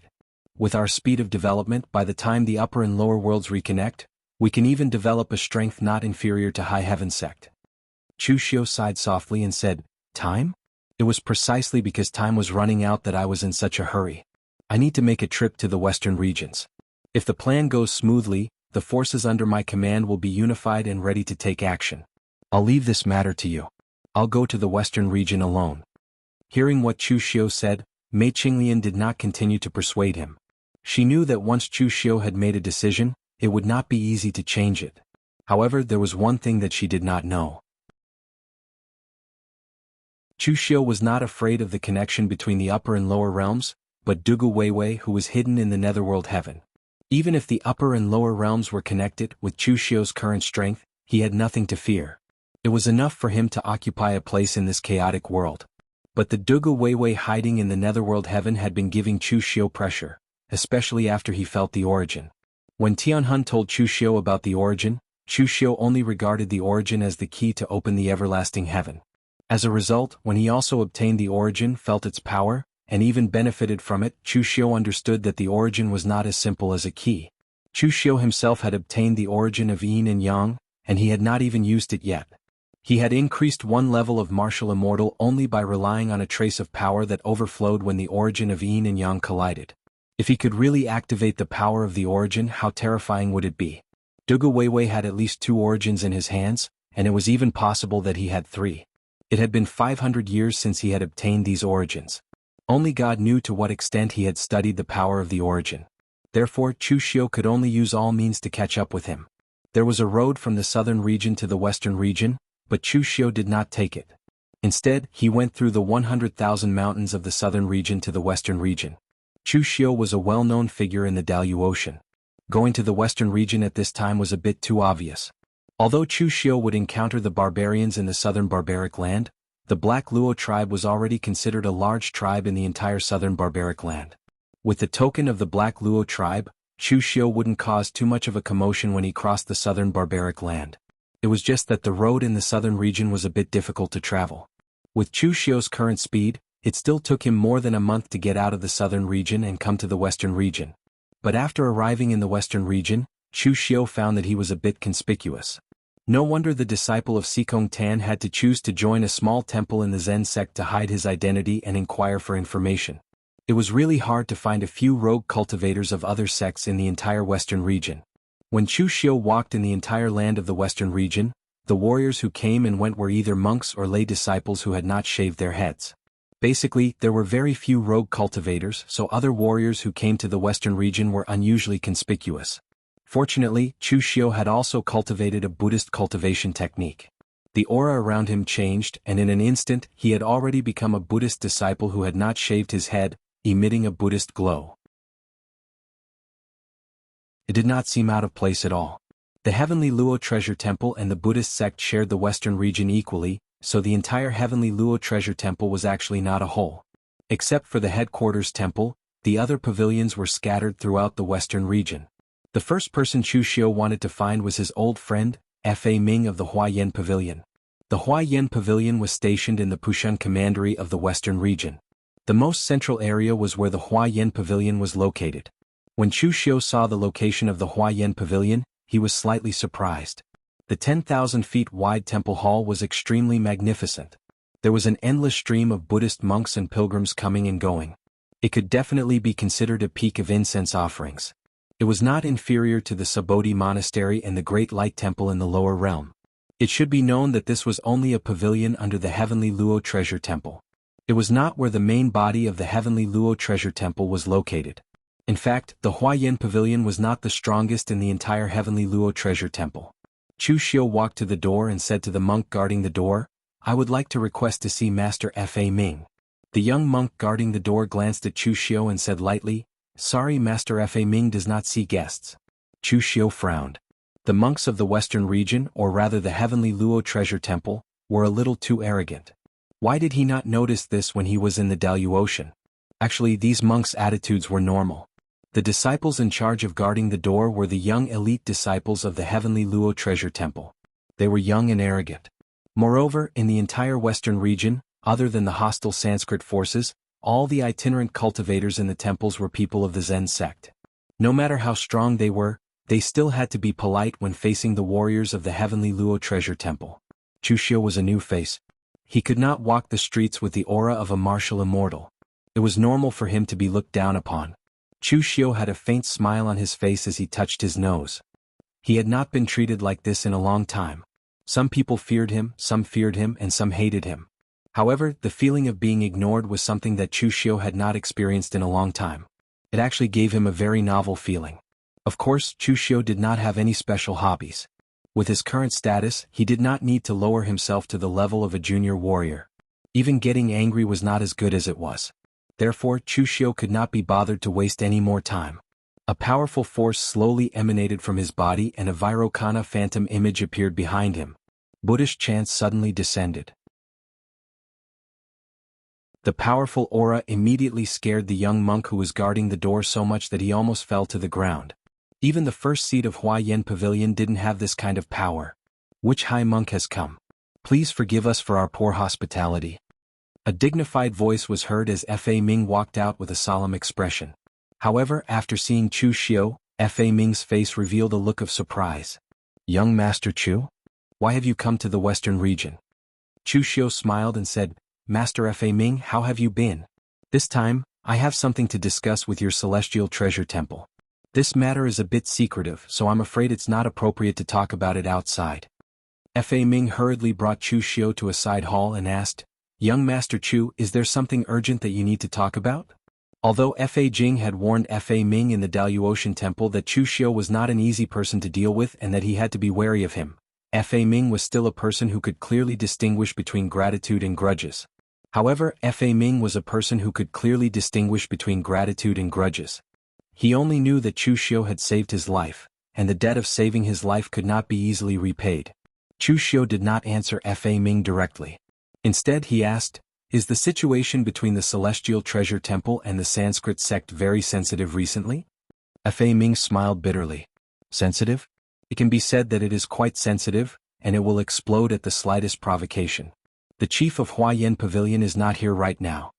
He is in the Celestial Treasure Temple discussing secrets with the other chiefs and pavilion masters. Then why haven't they started fighting? Fa Ming paused for a moment. Thinking that this was not a secret, he said, "It's nothing much. It's not that they don't want to fight, they just don't dare to. As for the recent events in the lower realm, I believe that young Master Chu, as the successor of the ancient sovereign, should already know. At this juncture, the Daluotian should not have too much internal strife, so in response to this situation, the ancient sovereign personally invited the World Supreme and the Master of the Sanskrit sect to the northern region to discuss Tao." Chu Xiu raised his eyebrows slightly. The Master of the Sanskrit sect and the World Supreme of the Celestial Treasure Temple were not in the western region. This was somewhat unexpected to Chu Xiu. "So you don't dare to make a move without these two around?" Fa Ming shook his head. "It's not that we don't dare to make a move. It's just that although the Sanskrit sect lost a hall master, they still have a fighting chance if we really fight. We will also suffer heavy losses. Without the World Supreme we can't even send a message. Who would dare to take such a big risk and order a fight to the death with the Sanskrit sect?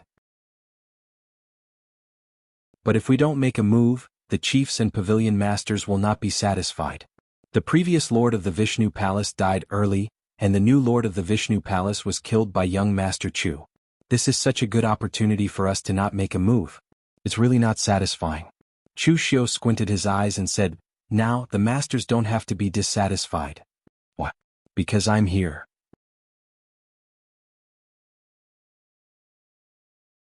Chapter 1328. Fa Ming was just a straightforward person, but he wasn't an idiot who couldn't understand. When he understood Chu Xiu's meaning, he was shocked. "Young Master Chu wishes to join forces with the precious Temple of Empyrean?" Chu Xiu narrowed his eyes. "Back at the Exalted Divine Palace when you were facing the Sanskrit, it was I who helped you solve the problem. Now that you are facing the Sanskrit, I can help you solve the problem as well. Great Master Fa Ming, do you think that I am fated to be with the Buddhist sects?" Fa Ming didn't know if Chu Xiu was fated to be with the Buddhist sects, but he did know that he had no say in this matter. "Young Master Chu, with my current position, I cannot interfere in this matter," Fa Ming said gravely. "The one in charge of the precious Temple of Empyrean is the head of the Life Transformation Pavilion, Zen Master Jishan. I will introduce him to you, young Master Chu." "Then I'll have to trouble you, Great Master Fa Ming." The precious Temple of Empyrean was located in the very center of the eastern part of the western region. The Life Transformation Pavilion wasn't actually located there, but Zen Master Jishan was currently in charge of the temple on behalf of the World Exalted One, so he naturally had to stay inside. Chu Xiu had thought that the Flower-Stern Pavilion was already very grand, but the grandeur of the precious Temple of Empyrean far exceeded Chu Xiu's imagination. When the entire precious Temple of Empyrean came into view, Chu Xiu even thought that he had arrived at the holy land of the Buddhist sects, the Spirit Mountain. As far as the eye could see, countless golden glazed temples and palaces had been constructed. Golden light enveloped the earth, and anyone who stepped within a few li of the precious Temple of Empyrean would feel as if they were immersed in a boundless Buddhist light. The strangest thing was that the Hall of Great Strength at the very center was actually floating in midair. Countless formations must have been used to support it. This had no effect on the hall's defenses. In any case, as far as Chu Xiu was concerned, it could only be used for one thing: pretentiousness. Chu Xiu's lips curled into a sneer at the thought of this. In fact, in the entire Daluotian world, no one was as overbearing as the celestial treasured Buddha. As for the other three regions, even the North region, where the Three Pristines Palace of Taoism reigned supreme, could accommodate other martial artists except for the Taoism lineage. But within the boundaries of the Western region, apart from the Heavenly Net Treasure Temple's Zen sect and the Brahmin sect, there was almost no room for any other martial artists. Chu Xiu walked all the way from the Pushan Commandery to the Heavenly Luo Treasure Temple. All the prefectures and prefectures that he passed through were dedicated to the monks of the temples. Ordinary people and low-level martial artists worshipped those small temples, and those small temples were dedicated to the Heavenly Luo Treasure Temple. Finally, the Heavenly Luo Treasure Temple was a grand occasion. Fa Ming pointed at the Heavenly Luo Treasure Temple with a proud expression. "Young Master Chu, please take a look. This is where my Heavenly Luo Treasure Temple is located. 10,000 years ago, when my Buddhist sect came to the western region, this place was still a barren wilderness. But now, it has become a Buddhist holy land that shines with Buddha's light. Chu Xiu sneered in his heart. For the sake of this Buddhist holy land, the heavenly Luo treasure temple had killed many people. Over the past 10,000 years, the hard work of countless people and low-level martial artists in half of the western region had been harvested by the heavenly Luo treasure temple. In the holy radiance of the Buddha's light, Chu Xiu could faintly see a trace of blood swimming. Although he thought so, Chu Xiu still smiled and said respectfully, as expected of the Buddhist holy land, the heavenly Luo treasure temple is magnificent and extraordinary. Fa Ming had a proud expression and asked Chu Xiu to wait at the door. He had to go in and report first. After a while, the door of the heavenly Luo treasure temple opened and a magnificent voice came. "Young Master Chu, please come in." The voice was magnificent and deep, even having the effect of shaking one's heart. It was as if all lies and deceptions would have no place to hide from this magnificent voice. Of course, with Chu Xiu's state of mind cultivation, the thickness of his skin, and the ability to lie without blinking, this thing was basically useless against him. Inside the heavenly Luo treasure temple, rows of Buddhist disciples shone with Buddha's light as they stared at Chu Xiu. The weakest among them was at the heaven and earth mysterious realm, and there were even several martial immortals among them. Moreover, this was certainly not all the martial immortals of the heavenly Luo treasure temple.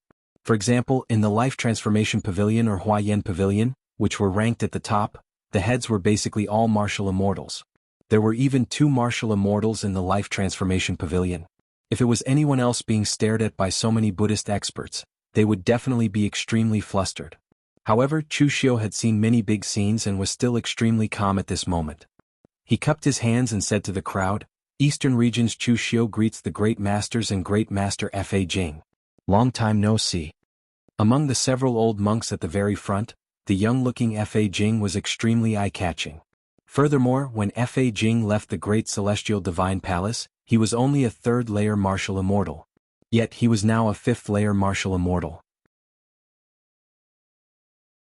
The heavenly Luo treasure temple was also a great sect that had existed for countless years in the lower realms. They definitely had some sort of method that could raise the cultivation of a martial immortal. Fa Jing nodded and pointed to an old monk beside him. The old monk was dressed in golden monk robes but had not shaved his head. He had long gray hair and said, "This is our Life Transformation Pavilion's head, Zen Master Jishan." The old monk with long hair and not shaved his head even looked kind and amiable. However, Chu Xiu knew that he was definitely an extremely terrifying existence. The Life Transformation Pavilion was one of the strongest temples under the heavenly Luo treasure temple. In terms of battle prowess, they had once defeated the Sanskrit sect's strongest sect, Shiva Palace, to the point of being unable to raise their heads. They had even specially developed the world annihilation flame that could block the purifying lotus Buddhist light. Since Zen Master Jishan was the chief of the Life Transformation Pavilion, then his hands must have been stained with the lives of many Sanskrit cultivators. Zen Master Jishan looked at Chu Xiu and said in a deep voice, "Just now, Fa Ming said that you can help my Tian Luo treasure temple to deal with Sanskrit?" Chu Xiu nodded and said, "Yes." "What?" "Because Sanskrit is also my enemy." Chu Xiu waved his hand fiercely and said with an angry look on his face, "Previously, Brahma sect's Vishnu Palace Lord was bewitched by Heavenly King Palace Lord and came to find trouble with me for no reason. In the end he was killed by me. After that, the new Lord of Vishnu Palace, Shingala, targeted me again and again. In the Great Luo Divine Palace, I joined hands with Great Master Fajing to kill him. From then on, Sanskrit hated me completely. I wonder if Zen Master Jishan has heard that not long ago, the Vice Temple Master of Shiva Palace, Yin Tualuo, had joined hands with the Sword Sect of the southern region to cause trouble for me. I can see that if the Sanskrit sect is not destroyed, I will never have a day of peace. So, I won't let go of any opportunity to deal a heavy blow to the Sanskrit sect." Zen Master Jishan did not pay any attention to Chu Xiu's incomparably furious and indignant expression. He remained calm as he asked, "In the exalted heaven, you were able to join forces with Fa Jing because you had the strength to do so. And now, you want to join hands with the entire heavenly Luo treasured monastery? What?" Chu Xiu pointed at himself and said in a deep voice, "It's also because of my strength. I, Chu Xiu, have the cultivation of a 3rd heaven martial immortal, but I can fight against a 5th heaven martial immortal. I also have 2 1st heaven martial immortal experts under my command, and a force not inferior to the entire Imperial Sky Pavilion. I wonder, is that enough?" Some of the monks present revealed strange expressions. Although they were from the western region, they were not completely ignorant of the situation in the other three regions. The force under Chu Xiu's command was not inferior to the Imperial Sky Pavilion. In fact, it had far surpassed the Imperial Sky Pavilion. However, they had never heard of a large-scale war in the eastern region. How did Chu Xiu accumulate such a force? Zen Master Jishan shook his head and said, "It's enough to deal with ordinary small sects, but it's not enough to deal with the Sanskrit sect." Chu Xiu shook his head and said, "No, it's enough.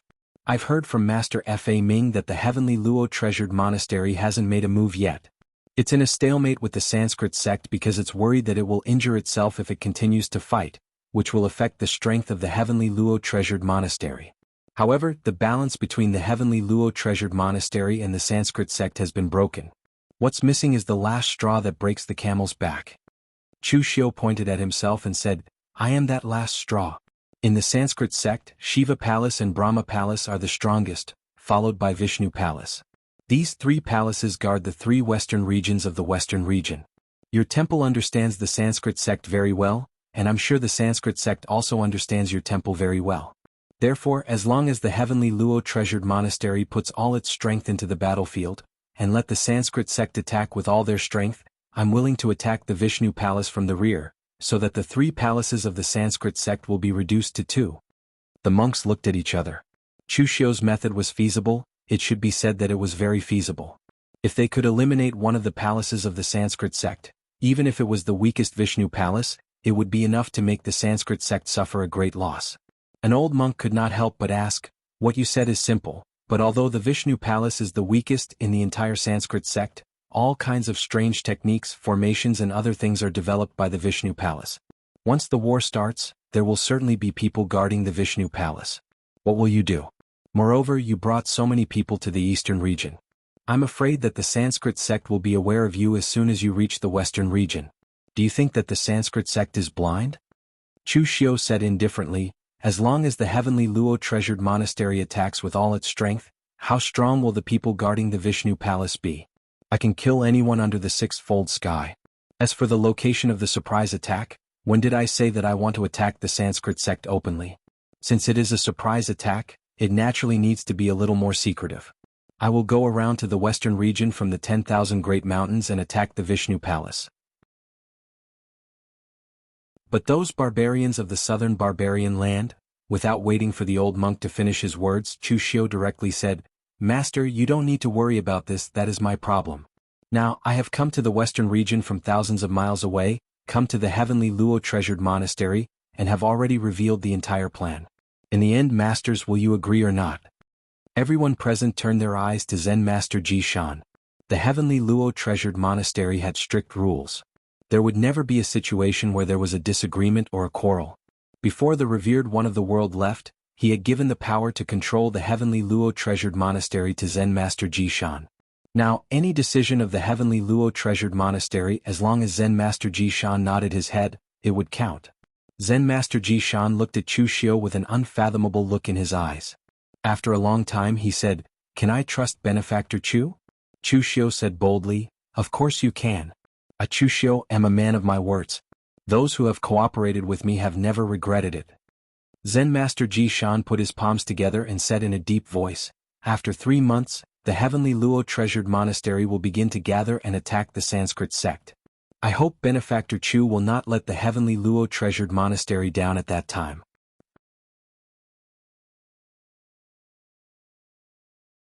Chapter 1329. After receiving Zen Master Jishan's promise, Chu Xiu immediately took his leave and prepared to return to the eastern region. Chu Xiu did not know what was going on in Tianluo Jewel Temple's mind. But he only knew that if the current leader of Tianluo Jewel Temple was a powerful person, he would definitely agree to it. If he let go of such an opportunity to severely damage Sanskrit, when the next Lord of Vishnu Temple grows up, Sanskrit and Tianluo Jewel Temple will once again be in balance.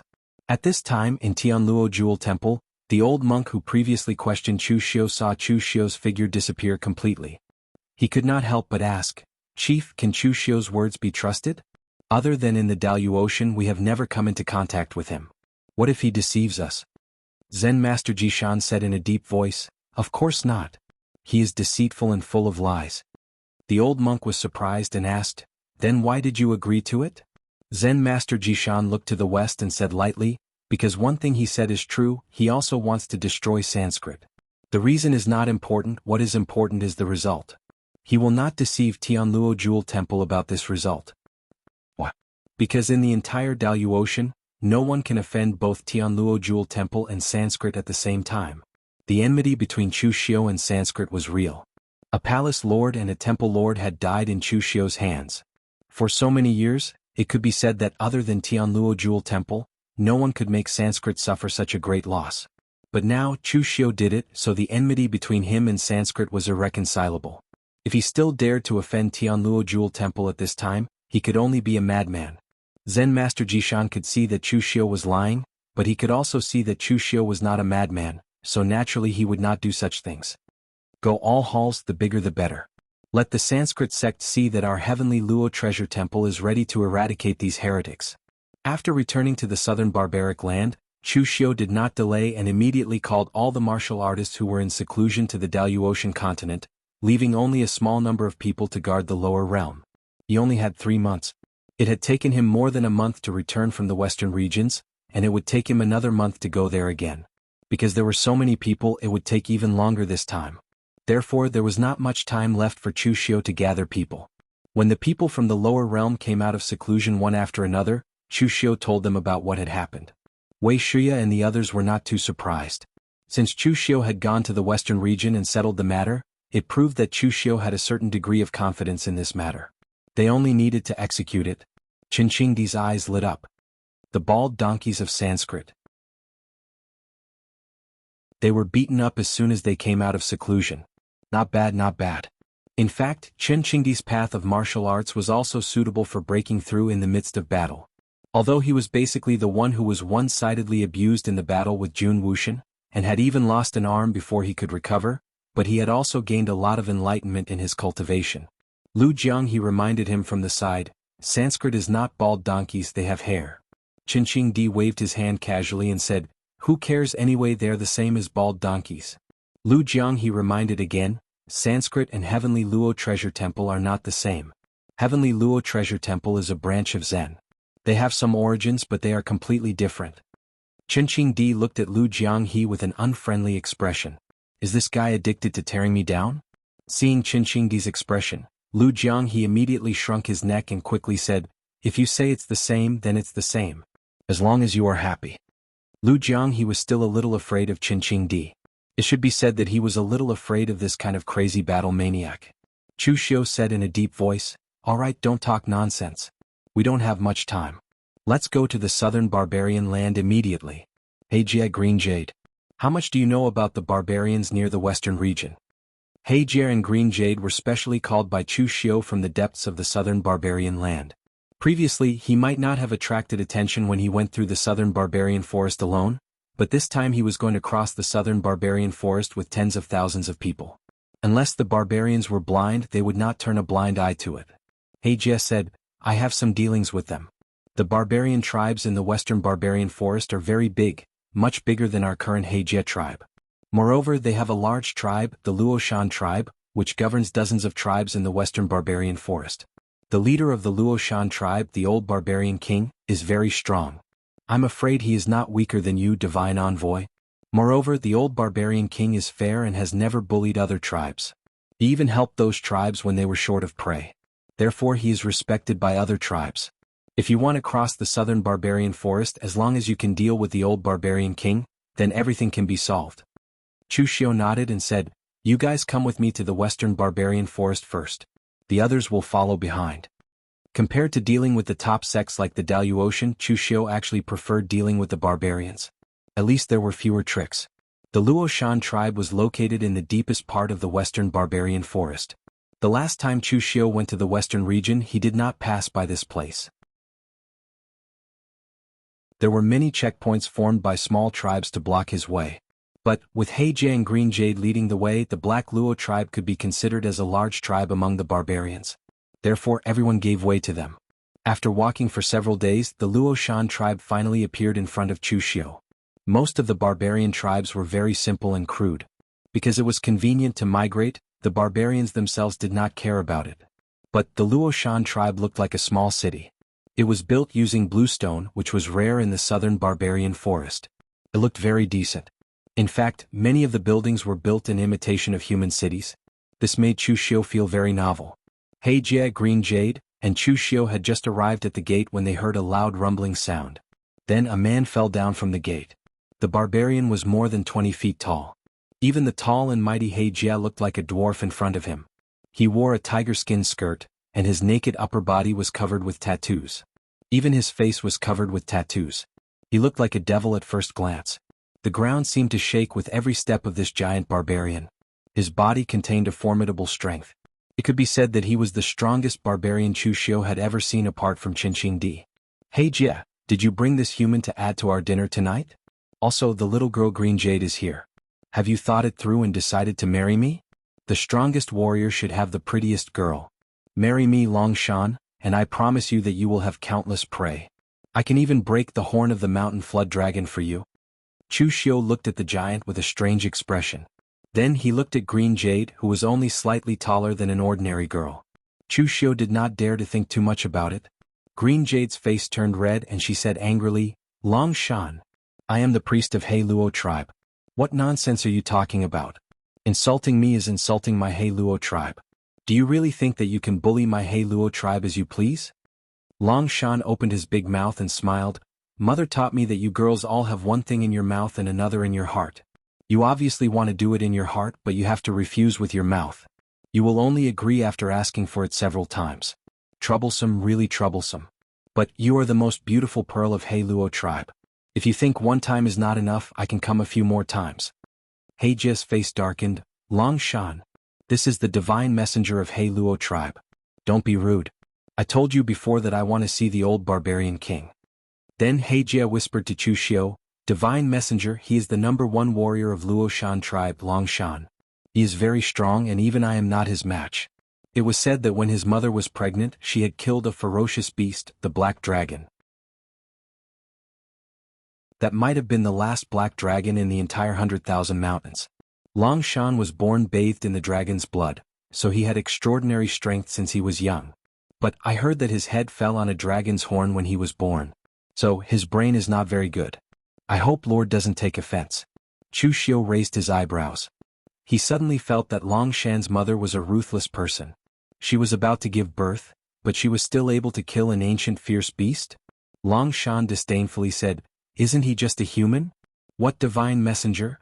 He hadn't finished speaking when an old voice came from the city. "Long Shan, don't cause trouble. Bring them in." Hearing this voice, Long Shan obediently brought Chu Xiu and the others into the city center. They arrived at a bluestone hall. But when Chu Xiu climbed the stairs of the hall, he felt that something was wrong. On the stone pillars of the hall, not only were there many barbarian race totems, but there were also Buddhist Sanskrit and Taoist Tao patterns. It was very unusual to see such things in the barbarian tribe. When Chu Xiu entered the hall and saw the old barbarian king that Heijia held in such high esteem, Chu Xiu was truly shocked. Although his expression didn't change, his eyes were filled with shock. The person sitting on the main seat of the hall was a tall and robust old Taoist. His hair was tied up in a bun, and he wore a moon-white Taoist robe embroidered with cloud patterns. The aura he emitted was incomparably deep. It was not the aura of the barbarian race, but the aura of a martial immortal. Moreover, not even Chu Xiu could see through his cultivation. His cultivation was most definitely higher than his own. If the old man before him was not sitting here but in a Taoist temple in the outside world, he would definitely be the headmaster of a large Taoist sect. Who would have thought that he was the most famous old barbarian king in the barbarian race? For the first time, Chu Xiu felt that he had miscalculated.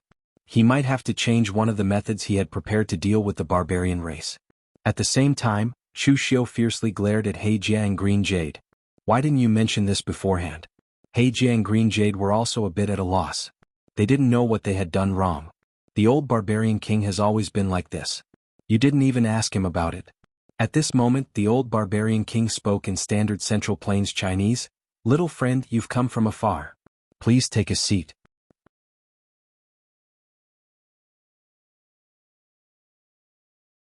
Chapter 1330.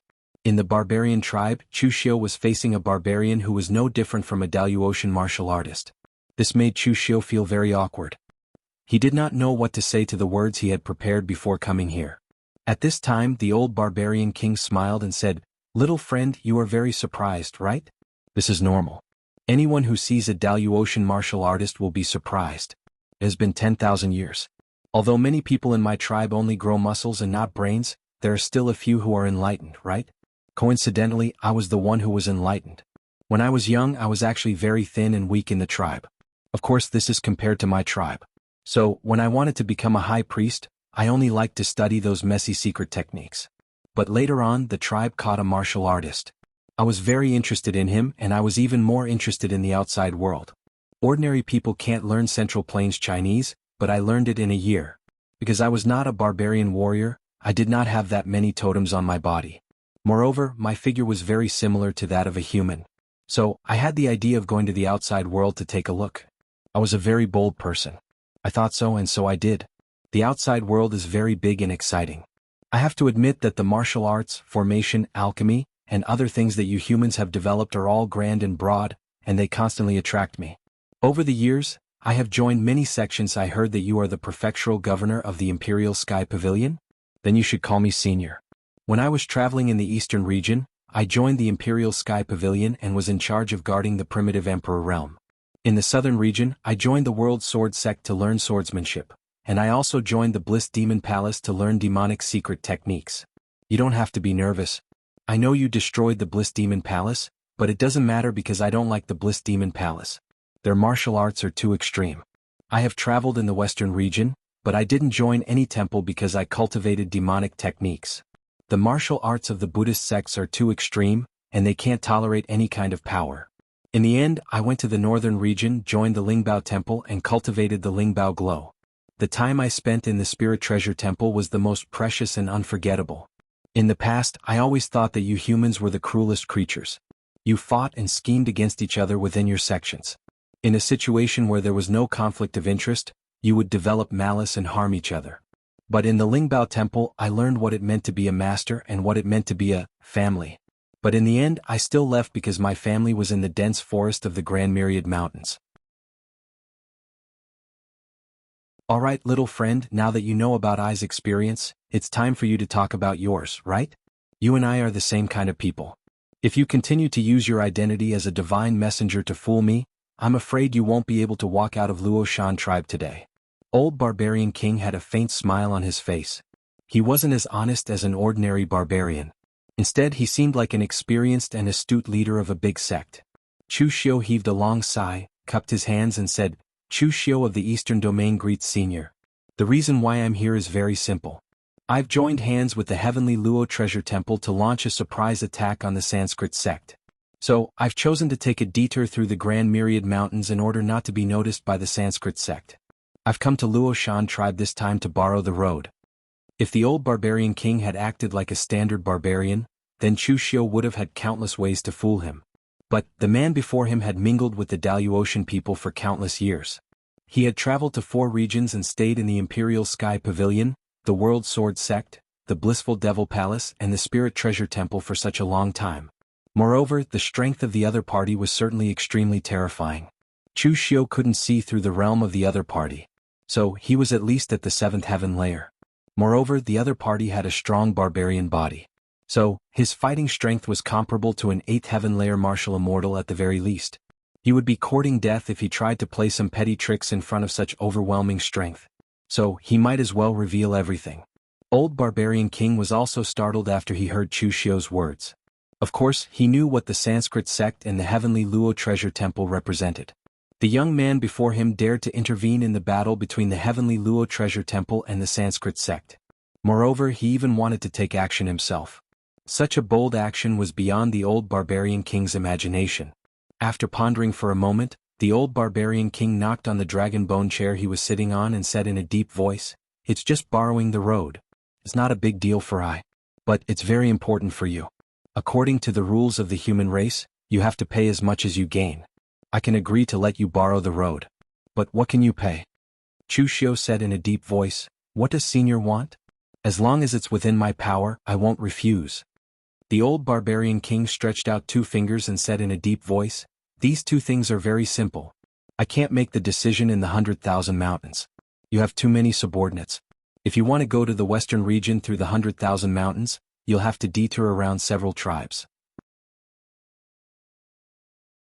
Even if I give the order, you'll have to show your strength to the chiefs of the other tribes. You know the rules of my race. The one with the biggest fist has the loudest voice. You have to fight with the warriors of my race in public. And you can proceed to the next step if you win. As for the second thing, I want a lot of things.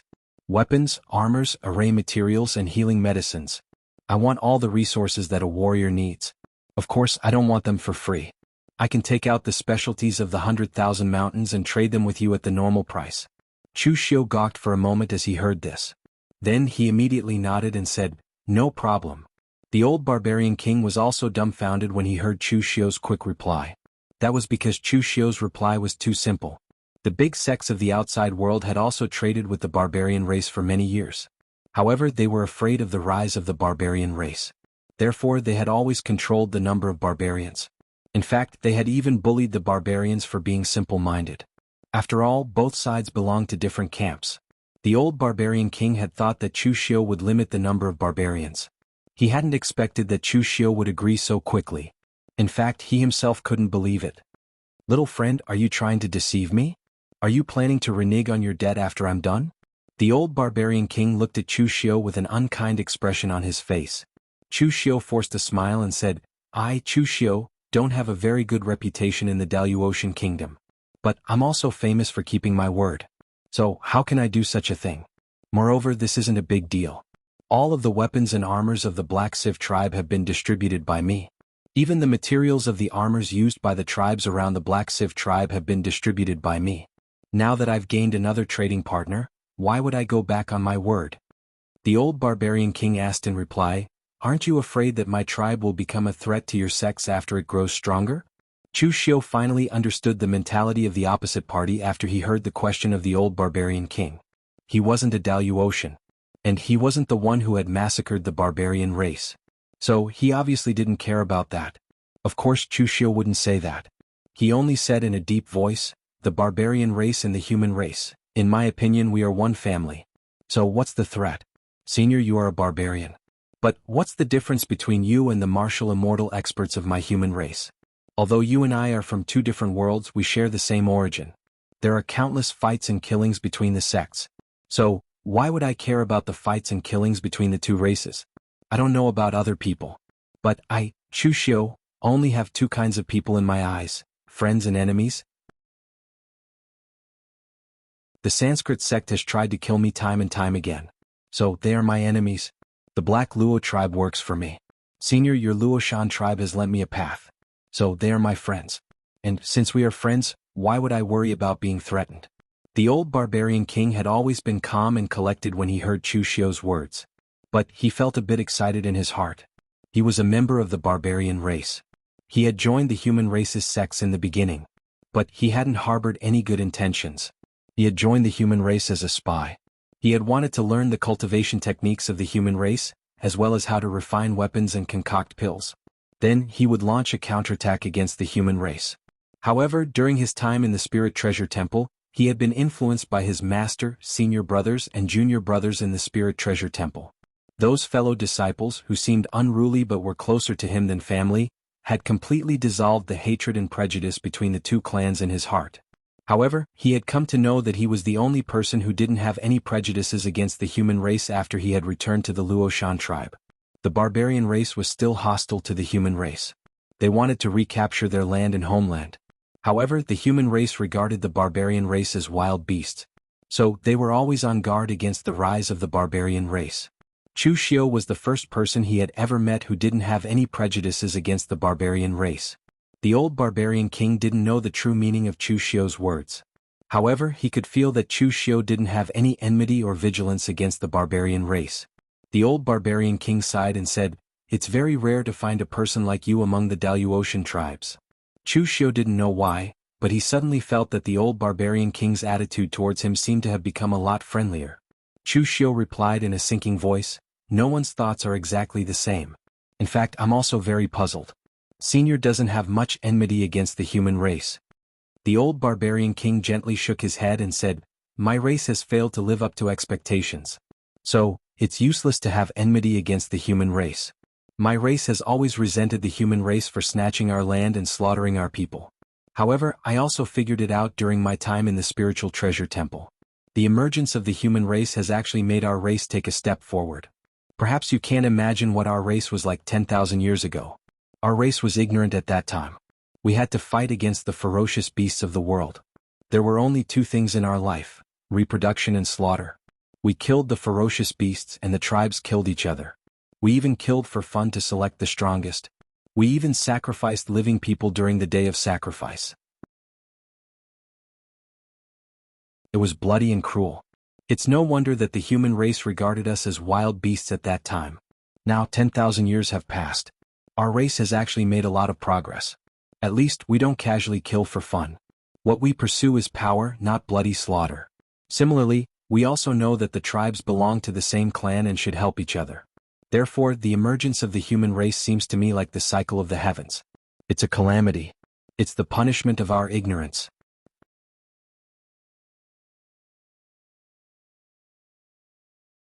Chapter 1331.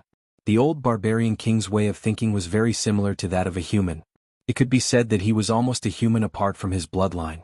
However, Chu Xiu didn't feel anything about the things he had said. After all, he wasn't a barbarian and he wasn't a Daluotian. Chu Xiu said in a sinking voice, "Senior, please rest assured. I'll send someone to trade with the Luoshan tribe after I return from the western regions." The old barbarian king nodded and said, "I believe your words now. The chiefs and priests of the other tribes around my Luoshan tribe have already arrived in advance after they knew that you're coming.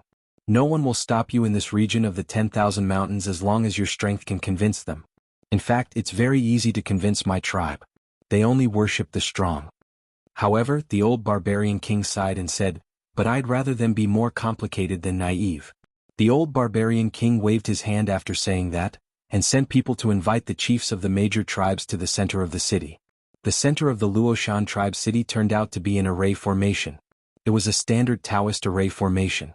However, Chu Xiu didn't find it strange after knowing the identity of the old barbarian king. The old barbarian king had stayed in the spiritual treasure temple for a long time. Although the number of people in the spiritual treasure temple was very small, but it was definitely one of the few big sects among the Taoist branches. Its inheritance was incomparably deep. So, it was normal for the old barbarian king to learn the orthodox Taoist array formation. The other barbarian chiefs and priests who were present on the scene pounded their chests with their right fists.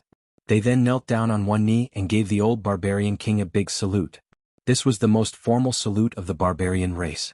It was second only to prostrating themselves before their ancestors and gods. The old barbarian king was the only one who had conquered their bodies and hearts in these years. Therefore they respected and awed him from the bottom of their hearts. The old barbarian king spoke a few simple words in the barbarian language in front of everyone.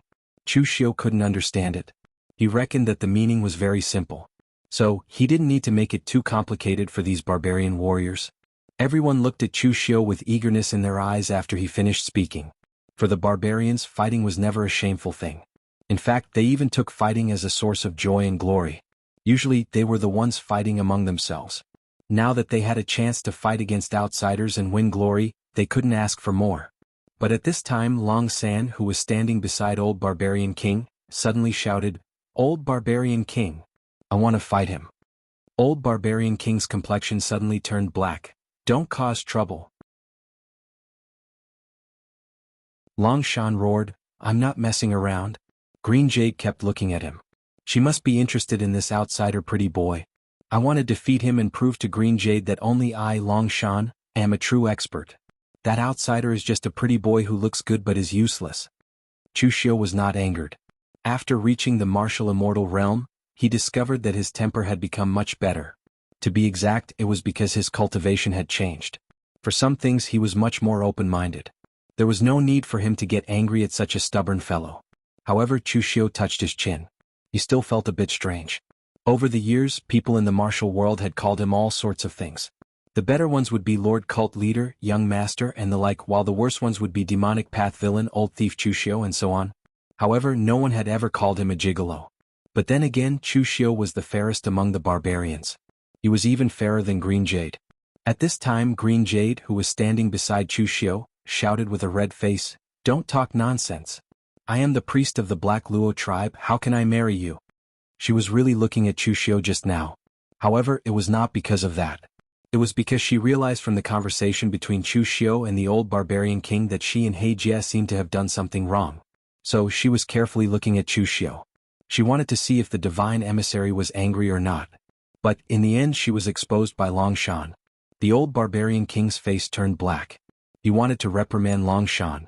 However, Chu Xiu said at this time, "It doesn't matter who I fight with. I can fight with this big guy. But if I beat him, will the leaders of the other tribes recognize me?" The old barbarian king said, "Long Shan is the #1 warrior of my Luo Shan tribe. He is stronger than the leaders here. If you beat him, they will certainly recognize you. However, you must consider this carefully. Long Shan's strength is not ordinary. He was born with the blood of dragons. Although his brain is not good, he possesses exceptional talent in battle. Ordinary martial immortals are no match for him." Chu Xiu smiled and said, "Ordinary martial immortals are also not my match." After hearing Chu Xiu's words, the old barbarian king waved his hand and opened the formation in the center of the city. Then he let Long Shan and Chu Xiu enter. Long Shan held a huge beast bone hammer that was 3 zhang long. He pointed it at Chu Xiu and said in a low and muffled voice, "I will let you know that only the strongest person is worthy of the most beautiful pearl of the Black Sieve tribe." Chu Xiu shrugged his shoulders and said with a tone of an experienced person, "Your way of thinking is very dangerous. If you want to chase a woman, you must use your heart and not your fists." So much nonsense. Mother said that in the past, whenever our tribe took a fancy to a girl, we would just knock her out with a club and carry her back. Then she could become our wife. Now it is really troublesome. As Long Shan's voice faded, the beast bone hammer in his hand smashed down like a small mountain. The power of the hammer shook the void and caused the entire city to sway. The surrounding formation was immediately activated. With this attack, Chu Xiu understood why the old barbarian king said that ordinary martial immortals were no match for Long Shan. Long Shan was not a martial immortal, but a pure barbarian. However, his casual attack displayed the pinnacle of power laws. It was as if he himself was a part of the power laws. Even if the martial immortals of the War God sect were here, they might not be as familiar with the usage of power laws as Long Shan. At some point in time, Chu Xiu had already grasped the formation-breaking sword in his hand.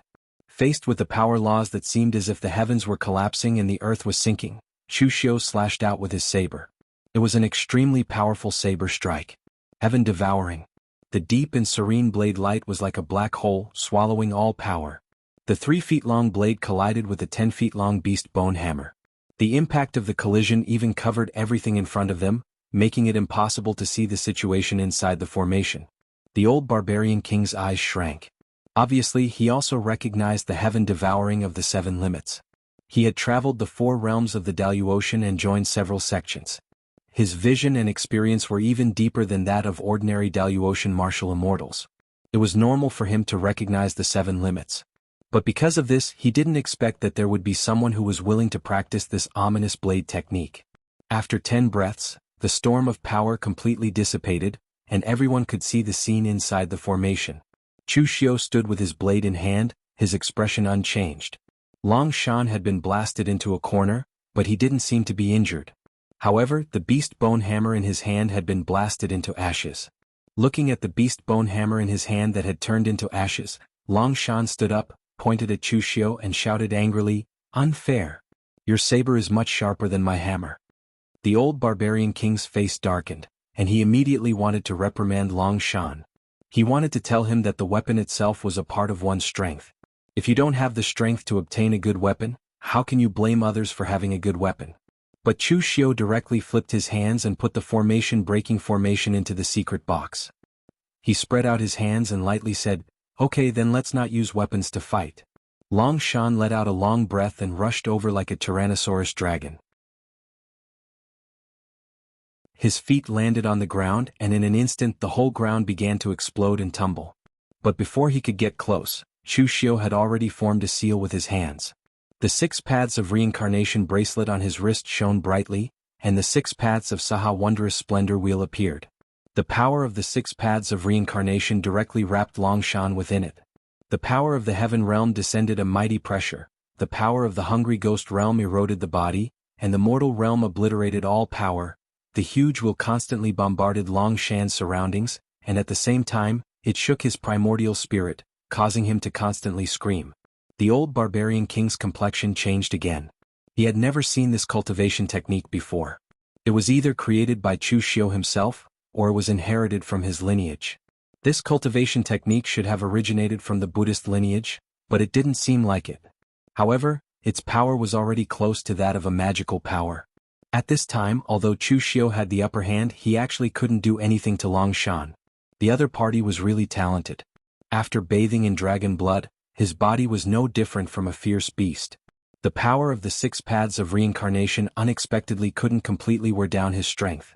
The primordial spirit attack in the 6 paths of reincarnation bracelet was effective, but this guy was simply stubborn.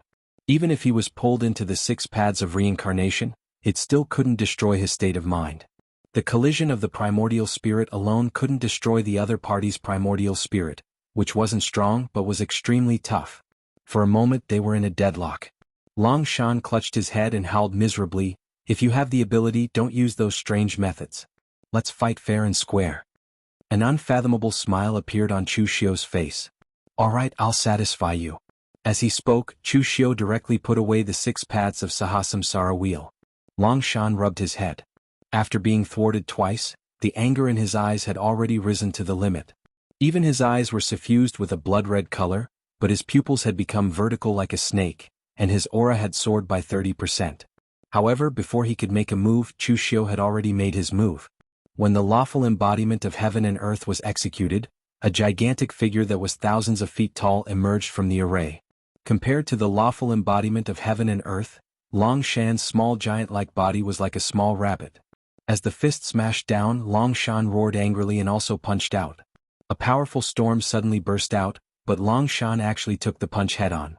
When the second punch landed, Long Shan was blasted back a few steps, but he forced himself not to retreat anymore. However, when the third punch, the fourth punch, the fifth punch, the entire area was covered by the storm of power. The array rumbled and directly exploded. The old barbarian king's complexion changed. As he waved his hands, rays of spiritual treasures scattered in all directions, and unexpectedly, the violent storm of power was completely smoothed out. Even the power of laws was smoothed out. When the storm dissipated, everyone could see the situation in the area. Chu Xiu had already put away the law phenomenon and was standing on the same spot, but there was no trace of Long Shan.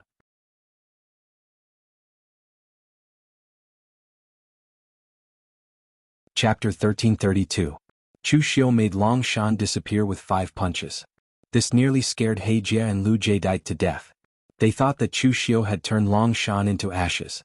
Long Shan was the #1 warrior of the Luoshan tribe. Although he was a simple-minded person, he was loyal and devoted to the old barbarian king. He was definitely the old barbarian king's trusted aide. If Long Shan died, none of them would be able to leave the Luoshan tribe today. However, their worries were unnecessary. Chu Xiu knew the severity of the situation.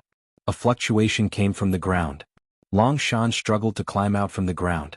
His face was covered in dirt, but judging from his appearance he was fine. Chu Xiu said indifferently, "This time you are convinced." Long Shan said in a muffled voice, "Long Shan is convinced." He was truly convinced from the bottom of his heart. This guy was very simple-minded. He felt that he was at a disadvantage when using weapons. He felt that Chu Xiu had an unfair advantage when using secret techniques. But now, Chu Xiu had completely defeated him in strength, which he was most proficient in. Thus he could not help but be convinced. Chu Xiu turned his gaze to the old barbarian king and asked, "Senior, is it okay this time?" The old barbarian king sighed, "Of course it's okay. You defeated Long Shan. Among the chiefs of the surrounding tribes, almost no one can fight against you. I heard that although you are a martial immortal, your age is still among the younger generation in Jianghu. Talented people will appear in every generation. There are people like you in every generation among the humans, but there are only a handful of them in the history of the berserkers." The old barbarian king turned around and said a few words to the chiefs of the surrounding tribes. Then he said to Chu Xiu, "You can bring your people over. However, remember to bring the people from the Black Luo tribe. Let them open the way. Otherwise these guys will not recognize you." Chu Xiu cupped his hands and said, "Thank you, senior. Time waits for no man." After he finished speaking, Chu Xiu immediately went back to receive the main force. Although this trip to the south was somewhat different from what Chu Xiu imagined, the result was the same. Just as Chu Xiu was passing through the southern barbaric land, the entire western region was like a huge powder keg that was about to explode. The Sky Luo treasure Buddha gathered all the monks in the pavilions and gathered all the forces. They slowly advanced towards the Sanskrit sect. This move caught the Sanskrit sect off guard. In the center of the western part of the western region, where the Sanskrit hall was located, the pitch-black hall was engraved with all sorts of strange Sanskrit characters. There was not a single window in the hall, and the interior was filled with chaotic mist and radiance. In the north of the hall stood a huge statue. It had 3 heads and 8 arms, and its feet were on the ground while its head was in the sky. At the center was a boundless chaotic mist, and its face couldn't be seen clearly. It gave off an ancient and mysterious feeling. In the beginning, the Sanskrit sect was not a single entity. Instead, there were 3 opposing gods and they fought and killed each other. However, in the later stages, a stunning existence appeared in the Sanskrit sect. He united the 3 gods and united the Sanskrit sect, which was on the verge of splitting up, into one. Only then did it become a large Buddhist sect that could stand shoulder to shoulder with the Sky Luo treasure Buddha. The statue behind them was not the 3 gods of the Sanskrit sect. Instead, it was the supreme existence that they worshipped after the 3 gods united. It had no name and was the creator of the entire world. At that moment, there were several dozen people gathered at the foot of the huge statue. They were the rulers of the 3 shrines of the Sanskrit sect, as well as the various divine palaces. Standing in the center was a white-haired middle-aged man. He wore a silver robe and his white hair emitted a silver luster. It was combed meticulously by him. That middle-aged man was the current head of the Brahma Palace, Lunaga. He was an expert in the 8th level of martial immortal realm. Beside him stood a thin and withered old man in black clothing. That old man's eyes were extremely strange. One could not see his pupils. One was pitch black as if filled with demonic aura, and the other was blood red as if soaked in blood. That old man was the head of the Shiva Palace, Yenmo. He was also in existence in the 8th level of martial immortal realm. After the head of the Sanskrit sect left, the entire Sanskrit sect was actually managed by the heads of the 3 shrines. But now that the Vishnu Palace no longer had a head, the Sanskrit sect was managed by the 3 of them. The Sky Luo treasure Buddha had already started to gather its forces and advance. It was clear that it wanted to fight against the Sanskrit sect. That made the people of the Sanskrit sect incomparably nervous. After all, in terms of power, the Sanskrit sect was inferior to the Sky Luo treasure Buddha. The heads of the various divine palaces were arguing and discussing. They belonged to the 3 shrines and there was already some discord between them. In addition to the tense atmosphere, the people below were on the verge of fighting. "All of you shut up," Lunaga shouted in a low voice. The scene instantly became deathly silent. Can arguing make the people of the Sky Luo treasure Buddha retreat? Today, everyone gathered here is to think of a plan to deal with the Sky Luo treasure Buddha, not to argue. Yenmo said in a hoarse voice, "What plan is there to think of? Different situations call for different actions. Those bald donkeys want to take advantage of the Sanskrit sect's weakness. Then we'll turn them into dead bald donkeys." Yenmo's words contained extreme murderous intent. It was as if there was a boundless sea of blood surging. Lunaga said in a low voice, "Even so, there's still something wrong. The people of the Sky Luo treasure Buddha attacked too suddenly. They should know that the formation between the upper and lower realms can't hold for much longer. Who knows when it will completely shatter. At that time, the Dalu Ocean will usher in a new era of great competition. Aren't they afraid of losing too much of their strength by attacking the Sanskrit sect at this time, causing them to be eliminated in this era of great competition?" Previously, when the Sanskrit sect and the Sky Luo treasure Buddha were confronting each other, both sides had a tacit understanding. That was, they were in a stalemate. But now, this tacit understanding was suddenly broken by the Sky Luo treasure Buddha. Yenmo sneered, "Those bald donkeys hate us to the core. What can't they do? But it doesn't matter. Since they want to attack, the Sanskrit sect will accompany them to the end." Lunaga glanced at Yenmo with a trace of dissatisfaction in his eyes. The people of the Shiva Palace were always like this. They didn't care about the big picture. They only knew how to fight and kill. Of course, in this situation they had no other choice but to fight. Lunaga said in a low voice, "Yenmo, your Shiva Palace is the strongest. This time your Shiva Palace will be the first to go up. Do you have any objections?" Yenmo laughed strangely. Isn't it always like this? Don't worry, no one in the Shiva palace is afraid of death. The warriors who die in battle will naturally go and meet the great god Shiva. Lu Naga's eyebrows twitched. Yen Mo's words seemed to imply that his people were afraid of death. Lu Naga snorted lightly. He didn't argue with Yen Mo at this time. He continued to instruct the other palaces. Finally he said, "The Vishnu palace doesn't have a palace master. So in this battle all of you will stay at the back. The Vishnu palace contains all sorts of secret techniques and rare treasures that have been researched halfway. Those things cannot be damaged." Yen Mo nodded indifferently. He didn't have any objections. In any case, the Vishnu palace was the weakest among them. Most of the time they wouldn't attack. After instructing everyone, Lu Naga suddenly turned his gaze to Yindala. "Yindala, you don't have to fight in this battle. Stay at the back and guard the Vishnu palace." Hearing that, Yindala was taken aback. Then he said with dissatisfaction, "Why should I guard the back? With my strength am I only fit to guard the back?" Almost everyone in the Shiva palace loved to fight, especially a madman like Yindala. In such a shocking battle, Lu Naga actually wanted him to guard the back. How could Yindala tolerate that? Lu Naga said in a low voice, "It's because you're strong that I want you to guard the back." Yindala, don't think that you can stand shoulder to shoulder with a 7th layer martial immortal just because you've killed one. The characteristics of your techniques are suitable for one-on-one attacks. At that time, you can rely on the world annihilation flame that can tear apart any power of laws to unleash its greatest effect. But this time, the heavenly treasure Buddha has sent everyone to the battlefield. Our Sanskrit sect has done the same. In such an environment, once a chaotic battle begins, you will lose all your advantages. You might even be inferior to an ordinary 5th layer martial immortal. Right now, other than Anasiro the old man, there isn't a single martial immortal in the Vishnu palace. Letting you go is also to protect the Vishnu palace, and also for the sake of the overall situation. Yindala was still a bit unconvinced. He couldn't help but turn his gaze to Yen Mo. After all, Yen Mo was his superior. He could be considered half a teacher to him.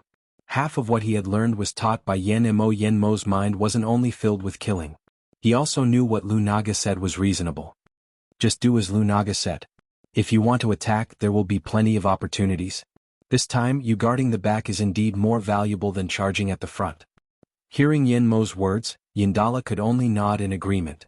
Lu Naga looked around and said in a deep voice, "Since that's the case, go back and gather the cultivators in your divine palaces. Prepare to fight the heavenly treasure Buddha. Even if our Sanskrit sect is at a disadvantage right now, when the heavenly treasure Buddha comes, we will leave a pile of bald heads behind." With that order, the Sanskrit sect that occupied half of the western region started to move. All the divine palaces and cultivators on the Sanskrit sect's side started to gather. When the heavenly treasure Buddha pushed the cultivators into the Sanskrit sect's territory, the cultivators on the Sanskrit sect's side also finished their preparations. When it came to a battle between two large sects of this level, there wasn't much that could be done, because both sides understood each other's strength too well. They could even accurately estimate the approximate number of people in each pavilion or divine palace. So, in a situation like that, all methods were useless. In the end, they could only use all their strength. What they were competing on was the fundamental strength of both sides. In fact, in the past 10,000 years, both sides had fought this kind of battle many times. Although there were wins and losses every time, they had never been able to completely destroy the other side. The Sanskrit sect thought that the result this time would be the same. But they didn't expect that the heavenly treasure Buddha, who never liked to use tricks and schemes, would give them a different surprise this time.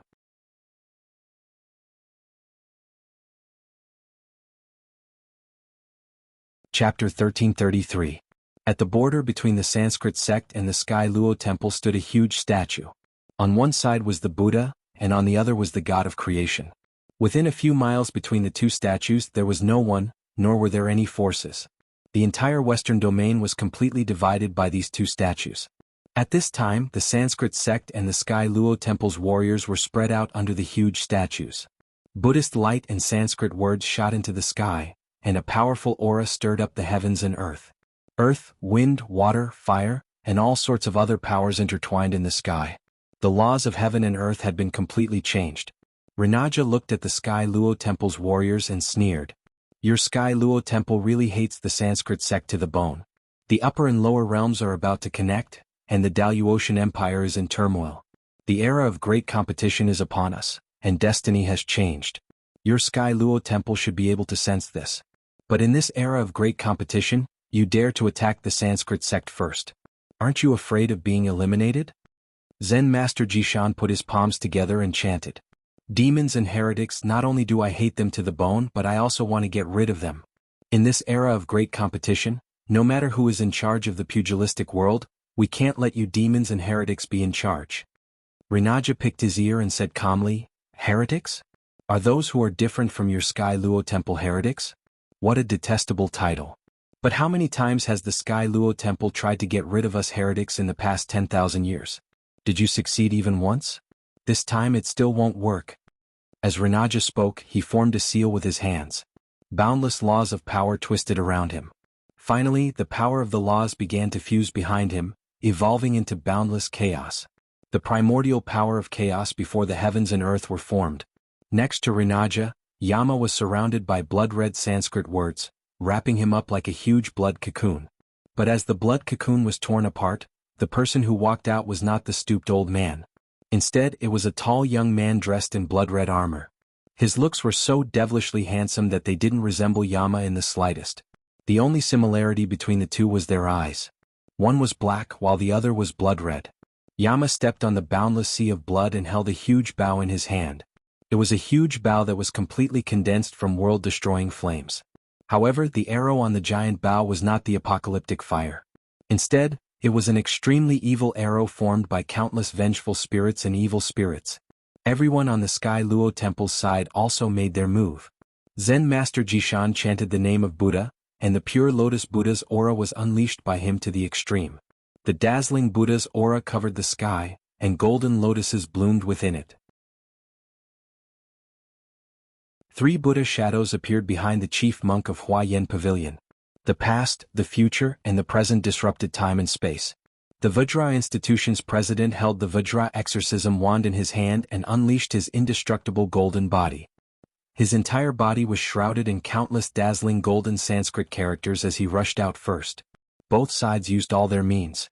Without the slightest probing, they attacked with all their strength. While they were fighting fiercely, Chu Xiu and others came out of the dense forest of innumerable huge mountains. It took longer than Chu Xiu had expected. After all, when Chu Xiu left, he was alone. But this time he brought tens of thousands of elites of the Kunlun devil cult. Although these people weren't weak, they definitely couldn't compare to Chu Xiu, so their speed was immediately slowed down. Chu Xiu looked up at the sky in the distance. Even though he was thousands of miles away, he could still feel the strong power coming from there. Looking back at the others behind him, Chu Xiu said in a deep voice, "Let's go. The Sky Luo Temple's side has already made its move. We should not waste time here." At this time, in Vishnu Palace, almost all the palaces belonging to Vishnu Palace were gathered here. In fact, although the strength of Vishnu Palace was not as strong as Brahma Palace and Shiva Palace, it was not weak. For example, the Illusion Heavenly Palace and the Solar Palace controlled by Singalo were also not weak. However, most of the disciples of Vishnu Palace were in charge of studying all kinds of strange objects and secret techniques, or things like medicinal pills and formations. It would be a waste to let them fight with the people of Tianluo Busha, just like how Tianluo Busha would not let the disciples of Medicine King Pavilion go to the battlefield. At this time, Yindala stayed in Vishnu Palace with a face full of annoyance. For people like him who liked to fight in this life, it was estimated that he could only encounter such a big battle between two factions. The result was that he could not participate, which made Yindala feel very aggrieved. On the other side, an old man wearing a golden robe with lotus flowers helplessly shook his head and said, "Yindala, don't go around. It is good that you can stay here. If even my Vishnu Palace has to send all of its members to the battlefield, it will be the crucial moment of the Sanskrit's life and death." This old man was the only martial immortal left in Vishnu Palace, Anasiro, the palace master of the Lotus Divine Palace. He was already close to 500 years old, he was already very old. His cultivation of the third sky of martial immortal was completely passed by time. So, although he was a martial immortal, he had never competed for the position of the Lord of Vishnu Palace. That position would only be left for the strong or young warriors like Singalo. Yindala coldly snorted and said, "Boring, really boring." For so many years, the Sanskrit's been passively attacked the most. Why do we always have to wait for the opponent to attack first before we can counterattack? Anasiro smiled and said, I am old, I don't have as much spirit as you young people. At that time, I also had the same thought as you, I wanted to kill all those damn bald donkeys of the Heavenly Jewel Temple. But it's a pity that those things are just thoughts. If we attack first, we will die even more miserably. This time, the sect master and the revered one of the world are not here. In my opinion, they won't be able to do anything. At most, both sides will be injured. Anyway, if we attack first or not, both sides will be injured. What's the difference? Just as Yandala wanted to say something, the entire Vishnu palace suddenly made a violent shaking sound. The formation outside immediately started to activate. A disciple of the Vishnu palace ran in panic and reported, "Not good. Someone is attacking the Vishnu palace." Anasiro's complexion immediately changed. Impossible. All the forces of the Heavenly Jewel Temple are attacking in the battlefield. How can they divide their forces to attack the Vishnu palace? If they wanted to attack the Vishnu palace, the Heavenly Jewel Temple could only take out the power of the Transformation Pavilion, or several other pavilions united together. But with their understanding of the Heavenly Jewel Temple, it was absolutely impossible for the Heavenly Jewel Temple to cultivate such a strong force without them knowing. It's not the Heavenly Jewel Temple. It's the Eastern Region's Chu Xiu. Hearing this, Anasiro was suddenly stunned. Chu Xiu? Who was that? Anasiro was basically in a state of retirement in the Vishnu Palace. So there were some things that he did not care about. The only time he heard the name Chu Xiu was when Singalo was killed. At this time he only felt that the name Chu Xiu was somewhat familiar. But he did not think that it was that Chu Xiu. Yandala's face revealed a cold smile. Chu Xiu? Just in time. Previously he was still complaining that this time he did not have the chance to attack. He did not expect that in an instant the chance to attack had already come. Last time when he fought with Chu Xiu he did not actually lose. He was just suppressed, so he was very unwilling to fight. At first, because he did not understand Chu Xiu's martial Tao, he was directly suppressed by the opponent's divine ability. But after he adapted to Chu Xiu's fighting style, he actually had the confidence to reverse the situation. But Mu Baishuang and the others could not bear the pressure of the soaring heaven Wuji seal and left first. He had no choice but to leave. Otherwise he would have to face the attack of the High Heaven sect people.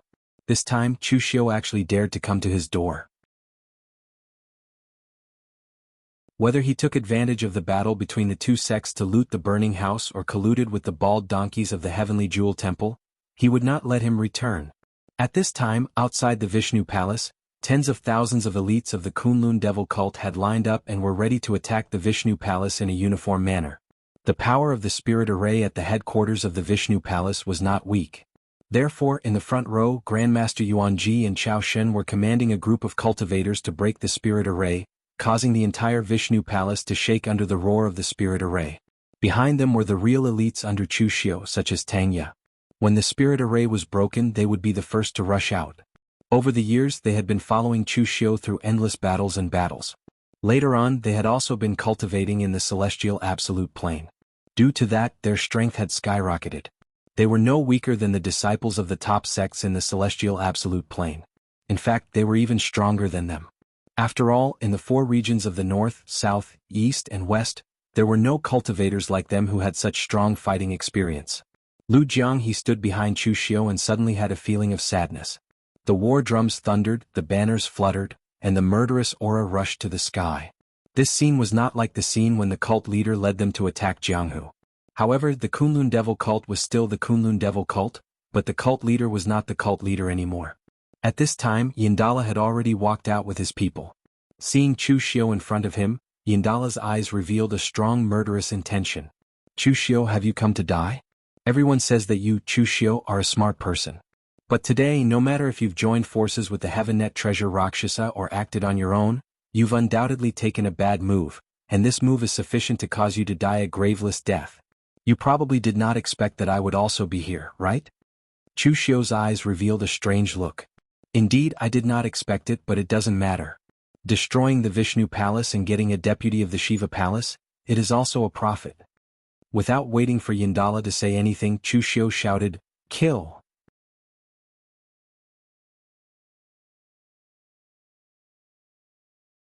Chapter 1334. Before attacking the Vishnu Palace, Chu Xiu did not expect that Yin Tuoluo would be here. The information that Tianluo Pasha gave him was that there was only one old martial immortal in the Vishnu Palace, and Chu Xiu could capture him easily. Although there were some mistakes, it was not a big deal. Anyway, Chu Xiu's goal was to seize the origin, and his second goal was to weaken the Sanskrit force as much as possible.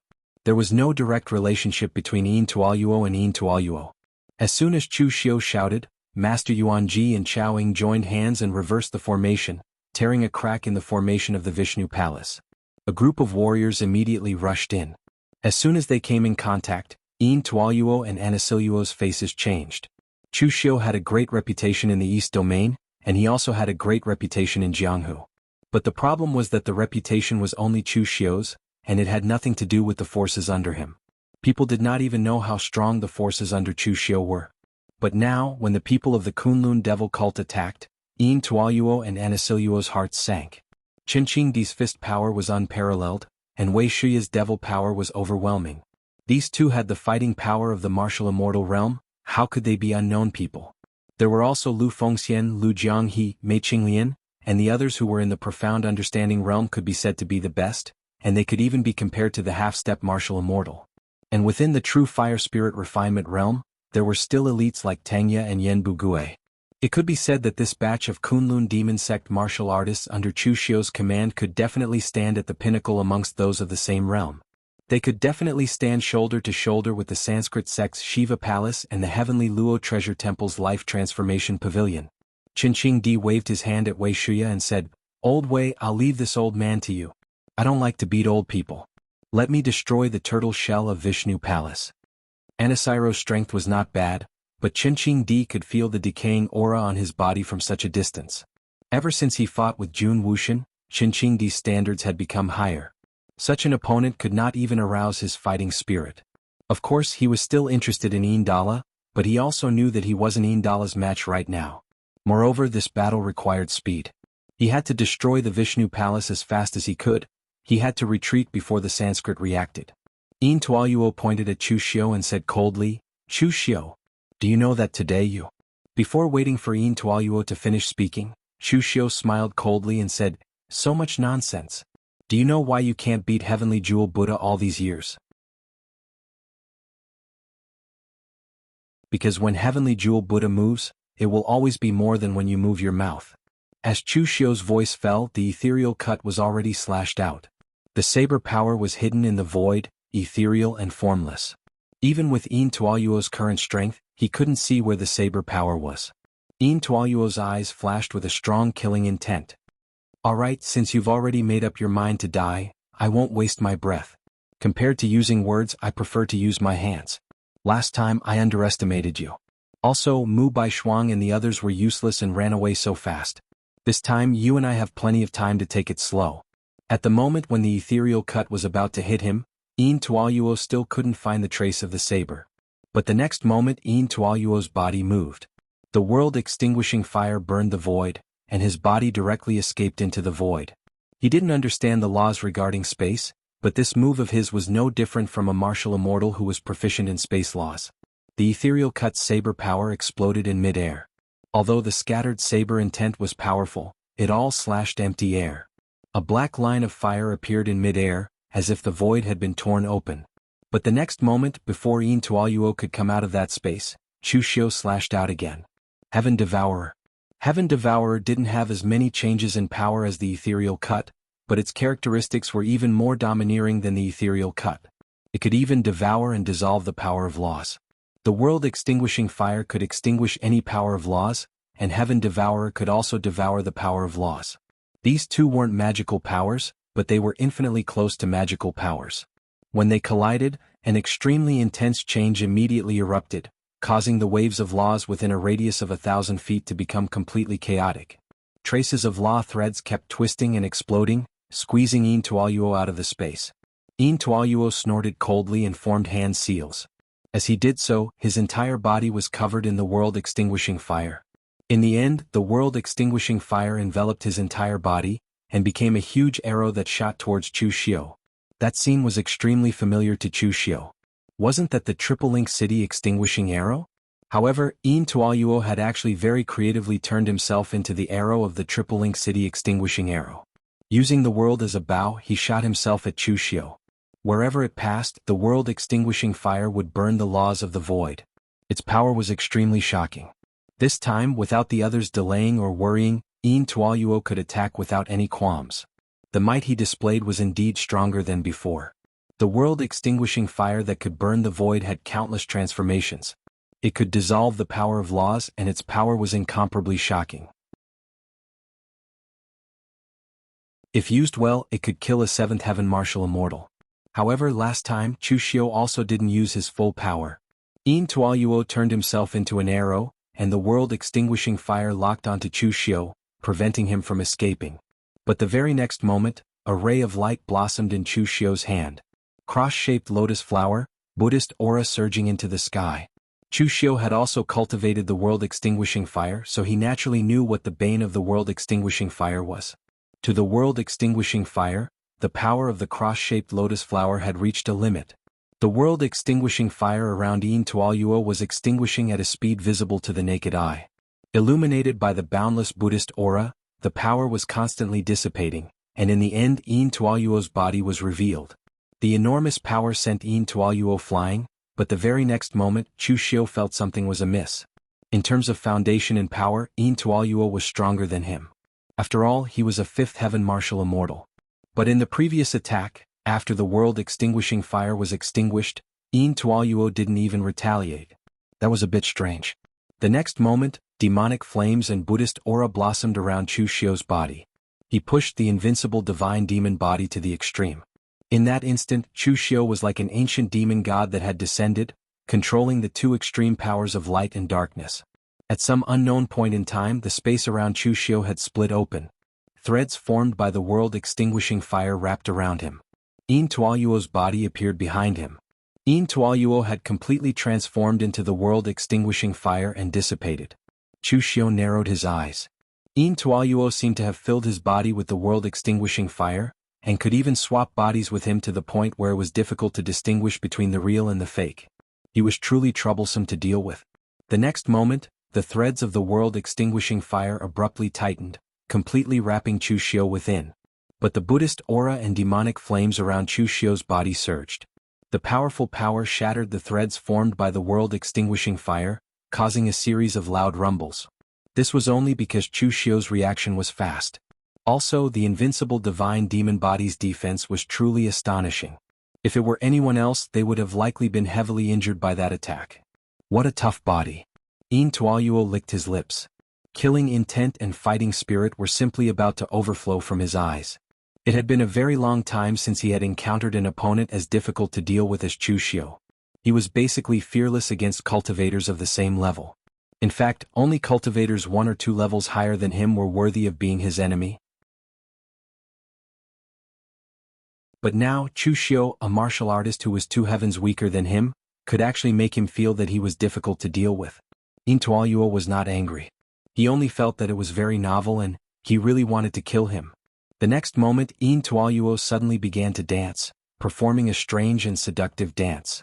Yin Tuoluo's appearance was extremely handsome and seductive to begin with. It was even to the extent that it was difficult to distinguish his gender. His figure was also enchanting and slender. Such a seductive dance performed by him actually gave off a soul-stirring sense of beauty. But Chu Xiu immediately felt that something was wrong. He smelled a scent from that dance, a scent of death and destruction. Before he could do anything, Yin Tuoluo's dance became faster and faster. At a glance, it was as if he had grown 8 arms. The world-extinguishing fire was like lotus petals that began to fall as he danced. The world began to collapse. With Yin Tuoluo at the center, the world began to collapse. Space was torn apart, time was distorted, and even the rules vanished. Everything seemed like the end of the world. This was the inherited mystique of Shiva Temple, the dance of world annihilation. Legend had it that when God Shiva destroyed the world, he had performed this dance and the world was being destroyed under his dance. Chu Xiu was within the range of the collapse. He could not borrow any essence chi or even the power of rules. The next moment, Chu Xiu's figure suddenly expanded, turning into a giant that was thousands of feet tall. He supported the world that was about to be destroyed.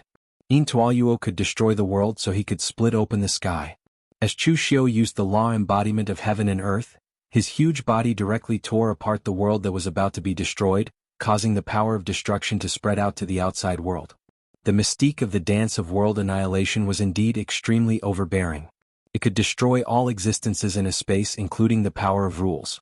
But at the same time, the range of such an overbearing mystique was also not large. It only covered an area of several hundred feet. As Chu Xiu forcibly opened up the world, that power spread out. Yin Tuoyuo's dance became faster and faster. His face was already pale, and in the end he could only stop dancing. If this continued, he did not know if Chu Xiu would die, but he would definitely not be able to hold on.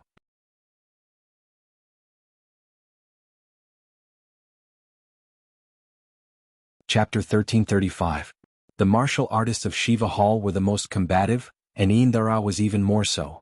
He had met many opponents in his life, many from the heavenly Luo treasure temple and many from the other 3 regions, but he was the first to meet someone as wild as Chu Xiu. He had never expected that Chu Xiu could use such a funny method of not attacking directly to force him to stop the dance of destruction. At this time, Chu Xiu also stopped the state of the law embodiment of heaven and earth, shook his head and said, "The power is not bad, but it's a pity that the variations are not enough. Your Sanskrit techniques are not bad on their own, but it's a pity that when these techniques of the same attribute are put together, they seem even more rigid." Indra's eyes showed a hint of anger.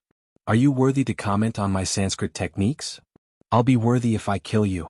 Chu Xiu formed a seal with his hand, and the 6 paths Saha miraculous light wheels appeared, directly enveloping Indra. Indra's power was too easy to see through. Chu Xiu had only exchanged blows with him twice, and he had already figured out his martial path. He had more power but not enough variations. This was not Chu Xiu mocking him but the truth. The power of the 6 paths of reincarnation reached out one after another, the power of celestial being turned into vast and boundless divine might, directly suppressing him on the spot. The power of the hungry ghost Tao devoured everything, even the fire of destruction was also devoured, and the strange power of the human Tao was also grinding his body. Most importantly, the 6 paths of reincarnation seemed real and illusory at the same time, also affecting his primordial spirit. This technique had already been used by Chu Xiu previously, and at that time, it had already left a very deep impression on Indra. So, after returning, Yin Tuoyuo had been thinking about how to break Chu Xiu's 6 Saha Wondrous Splendor wheel. However, after thinking for a month, Indra sadly discovered that in terms of pure martial techniques, he actually could not break this technique. Because from a certain point of view, the 6 paths of Saha Splendor wheel could be considered a perfect cultivation technique. The power of the 6 paths reincarnation was different from each other, but it was a combination of strength and softness. The 6 paths reincarnation formed a perfect seal without any loopholes. Furthermore, the power of the 6 paths of samsara was targeted at the physical body. At the same time, there was also a power targeting the Yuan Shen, making it impossible to fight back. There was no way to find a way out. However, nothing in the world was perfect. Yin Tuoyuo pondered for a long time and finally understood that there was only one way to break Chu Xiu's 6 paths of Saha Samsara wheel. That was to use absolute power to break through the cycle of reincarnation. Yin Tuoyuo's sleeves suddenly exploded, revealing his arms that were covered in tattoos. If one looked closely, they would discover that one side of his arms was engraved with a storm, while the other side was engraved with lightning. As his arms danced, endless storms and lightning swept across the sky, tearing everything apart and annihilating everything. It was another apocalyptic scene. This was also the Shiva temple's legacy spell, Dance of Storms. It was said that among the powers that Shiva controlled were storms and lightning. When the world was about to be destroyed, wind, rain, and lightning would be unleashed.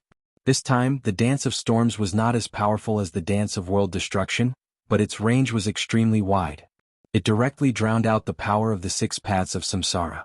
However, after using the Dance of Storms, Yin Tuoyuo's face was already a bit pale. Although his face was also very pale before, it wasn't as pale as it was now, as if he was sick. Chu Xiu's eyes narrowed. 2 spells. Yin Tuoyuo had already used 2 spells of the Shiva temple's legacy spell. Right now, his power should be almost at the limit, right? Although Chu Xiu still had the clear sky reflecting shadow, he didn't plan to use it. He also used 2 spells, but because the cross-shaped lotus seal's consumption was small, his consumption was actually not as great as Yin Tuoyuo's. This was the West region, the territory of Sanskrit. It was still unknown how the battle between Sanskrit and Heaven Luo Treasure Buddha was going. Therefore, Chu Xiu wouldn't risk his life in a situation like this. Besides, he didn't need to risk his life to deal with Yin Tuoyuo, who had already been exhausted to the limit. Chu Xiu made the cross-shaped lotus seal again. A huge Buddhist lotus bloomed, and golden Buddhist light enveloped Yin Tuoyuo's entire body.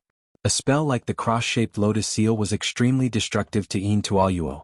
It wasn't inferior to Heaven Luo Treasure Buddha's pure lotus Buddhist light. Even if Yin Tuoyuo tore through space with the fire of destruction and escaped into space, he was still blasted out by the cross-shaped lotus seal's power. Again and again Chu Xiu's 3 cross-shaped lotus seals landed, causing Yin Tuoyuo to vomit blood. His face was filled with shock and disbelief. Impossible. Absolutely impossible. How many times had Chu Xiu used a spell? 5 times? 6 times? Divine abilities were not martial skills. To use divine abilities so many times in succession, the exhaustion of Chu Xiu's power would be sufficient to drain a 5th heaven martial immortal dry. Thus, how could Chu Xiu possibly use divine abilities of that level in succession? He was simply using a spell like a martial technique. That was absolutely impossible. On the other side, the palace master of the Lotus Divine Palace, Anisiro, was also in a miserable state. He was suppressed by Wei Shuya to the point where he couldn't even lift his head. Although he had the cultivation of a 3rd heaven martial immortal, he was actually very old. He couldn't even unleash 80% of his peak strength. Although Wei Shuya looked old, that was because he had always maintained his appearance when he was in the true fire spirit refinement realm. When he broke through to the profound understanding realm, Wei Shuya had already gained a portion of his lifespan. Then he stepped into the martial immortal realm and gained another portion of his lifespan. Therefore, if Wei Shuya wanted to, he could completely restore his appearance when he was 30 or 40 years old. He could become that incomparably handsome jade-face heavenly demon of the past. Unfortunately, Wei Shuya said he was used to maintaining his current appearance and was unwilling to change back no matter what. In the entire Kunlun Devil cult, no one had ever seen Wei Shuya's true appearance, including Chu Wuji who had followed him since the beginning. Therefore, everyone in the Kunlun Devil cult was curious about Wei Shuya's appearance when he was young. It was not a problem for a 1st heaven martial immortal in his prime to fight against an old 3rd heaven martial immortal. From the 1st heaven to the 3rd heaven, it was only a period of stabilizing one's realm. There wouldn't be a qualitative leap in strength. At that moment, when Anisiro saw Yin Tuo being suppressed by Chu Xiu to such a state, he couldn't help but roar furiously, "Yin Tuo, are you an idiot? If you can't defeat him, then what are you fighting for? Run, run. Run and find Hall Master Renaga and Hall Master Yenma. Tell them everything that happened here."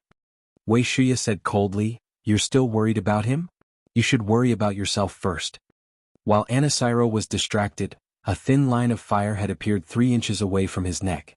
Any power, including the power of rules, was like nothingness in front of that thin line of fire. It was easily cut apart. The next moment, the line of fire retracted. Anisiro's eyes widened, but he never closed them again, because his head had been completely cut off by that line of fire. At that moment, Anisiro's warning and his death didn't affect Yin Tuo at all, because his eyes were bloodshot. Run? Yin Tuo will never run. How can the Vice Master of Shiva Hall run? If I run, even if I step into the netherworld, how can I face the great god Shiva? I haven't lost yet. As Yin Tuo spat out his last words, all the world annihilation flames on his body gathered between his eyebrows. They took the shape of a small blade. It was a small blade formed completely from the purest world annihilation flames. It started cutting at his eyebrows, drawing a line of blood. But no blood flowed out of the line. Instead, a vertical eye appeared. A vertical eye formed completely from world annihilation flames. Shiva's 3rd eye. The 3rd eye that released world annihilation flames and completely destroyed the world. This was something Chu Xiu didn't expect. He also didn't expect Yin Tuo to have a 3rd theurgy. Most martial immortals only mastered 1 theurgy. Those who could master 2 were rare. At Yin Tuo's realm, being able to master 2 theurgies was worthy of his strength. But mastering 3 was completely unexpected. The moment Shiva's 3rd eye appeared, Chu Xiu felt an extreme sense of danger. He didn't even have time to use Clear Sky Illuminating Shadow. Clear Sky Illuminating Shadow only destroyed Yin Tuo's body, but his theurgy had already taken form. Even if he killed Yin Tuo, it would be useless. Right at this moment, the 3rd eye instantly emitted countless world annihilation flames. Everywhere it passed, it engulfed and drowned everything, leaving only an empty hole. An empty hole without any power or laws. This was the true world annihilation. At this moment, Chu Xiu gathered all the demonic energy around him. The power of rules appeared faintly in the void, condensing the demonic energy. With the demonic path of creation he evolved the boundless primitive demon cave. That was the true primitive demon cave. Demonic energy filled it, as if all the power of Een in the world was condensed within it. But the strangest thing was that from the primitive demon cave, endless world annihilation flames also emerged. The two world annihilation flames collided fiercely in the primitive demon cave. They fused together and began to grow. In the end they even filled the entire primitive demon cave. Intua's face was as pale as paper. He laughed and said, "World annihilation flames against world annihilation flames? Chushio, have you lost your mind? How can your world annihilation flames compete with the world annihilation flames of great god Shiva's third eye?" Chushio didn't speak. Instead he used all his strength to erupt with the same world annihilation flames. Just as the world annihilation flames were about to explode the primitive demon cave, the world annihilation flames suddenly changed. A dim light appeared within the world annihilation flames. Finally, like a single spark setting a prairie ablaze, it became more and more numerous. Finally, the pitch-black world annihilation flames were dyed pure white, illuminating the entire primitive demon cave. Within the dark demonic energy, black and white colors intertwined. An emerald green sprout suddenly emerged from the void. In the next moment, Shiva's third eye on Intua's forehead exploded.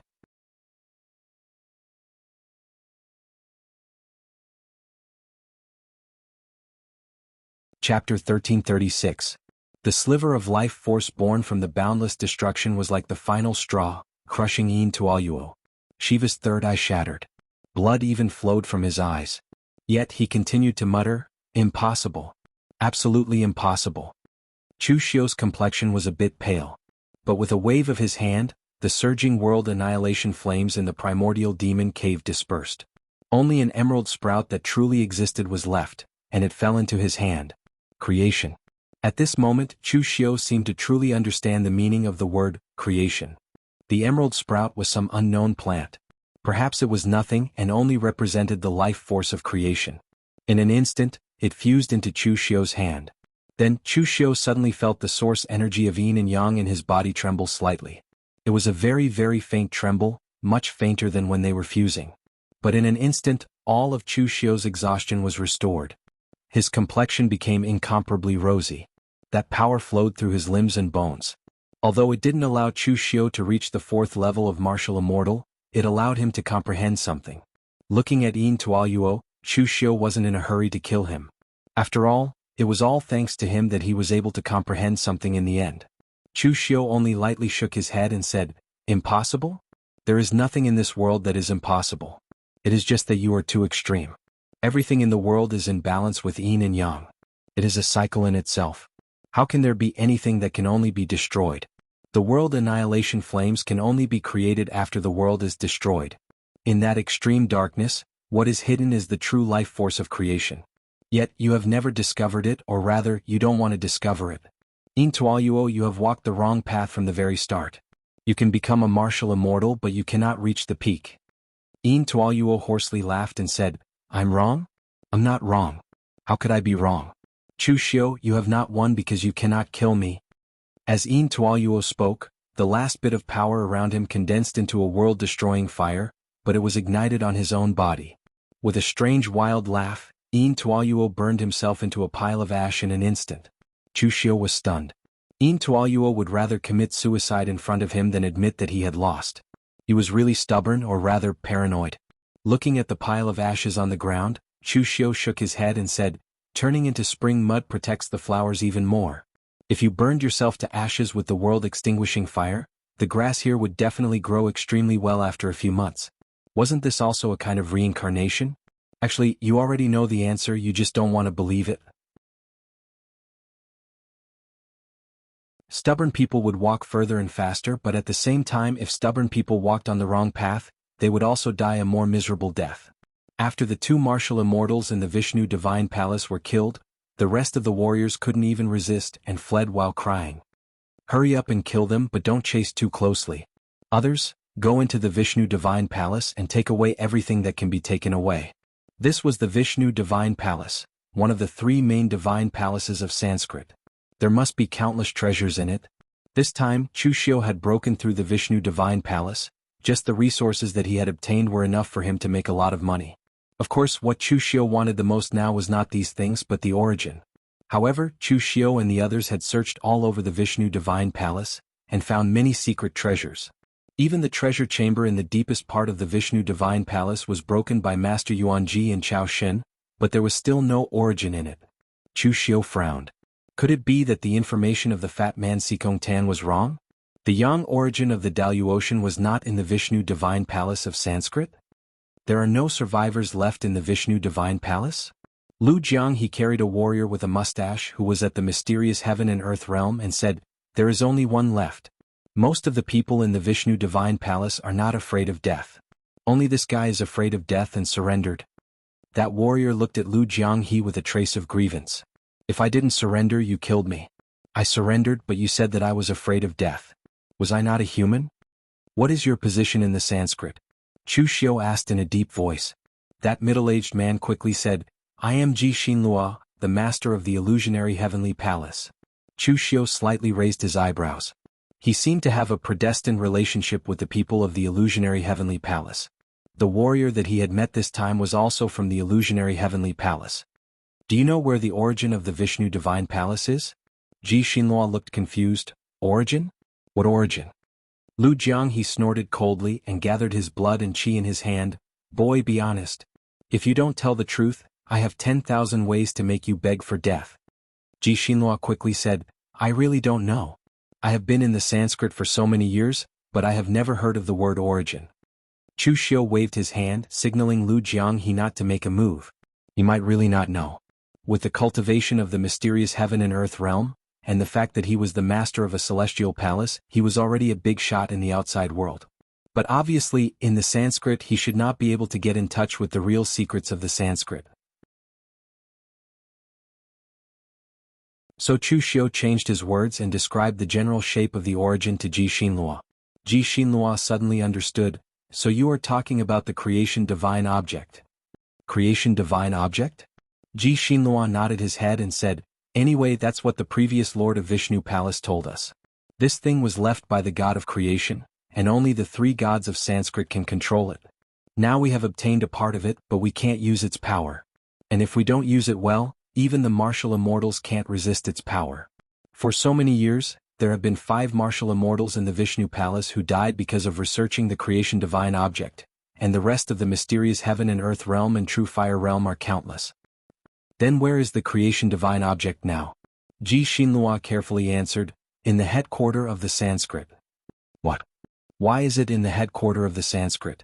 Ji Xinlua said, "Previously Master Shingala was killed by you, and the Vishnu Palace didn't have a master, so they felt that the creation divine object was not safe in the Vishnu Palace, so they moved it to the headquarter of the Sanskrit."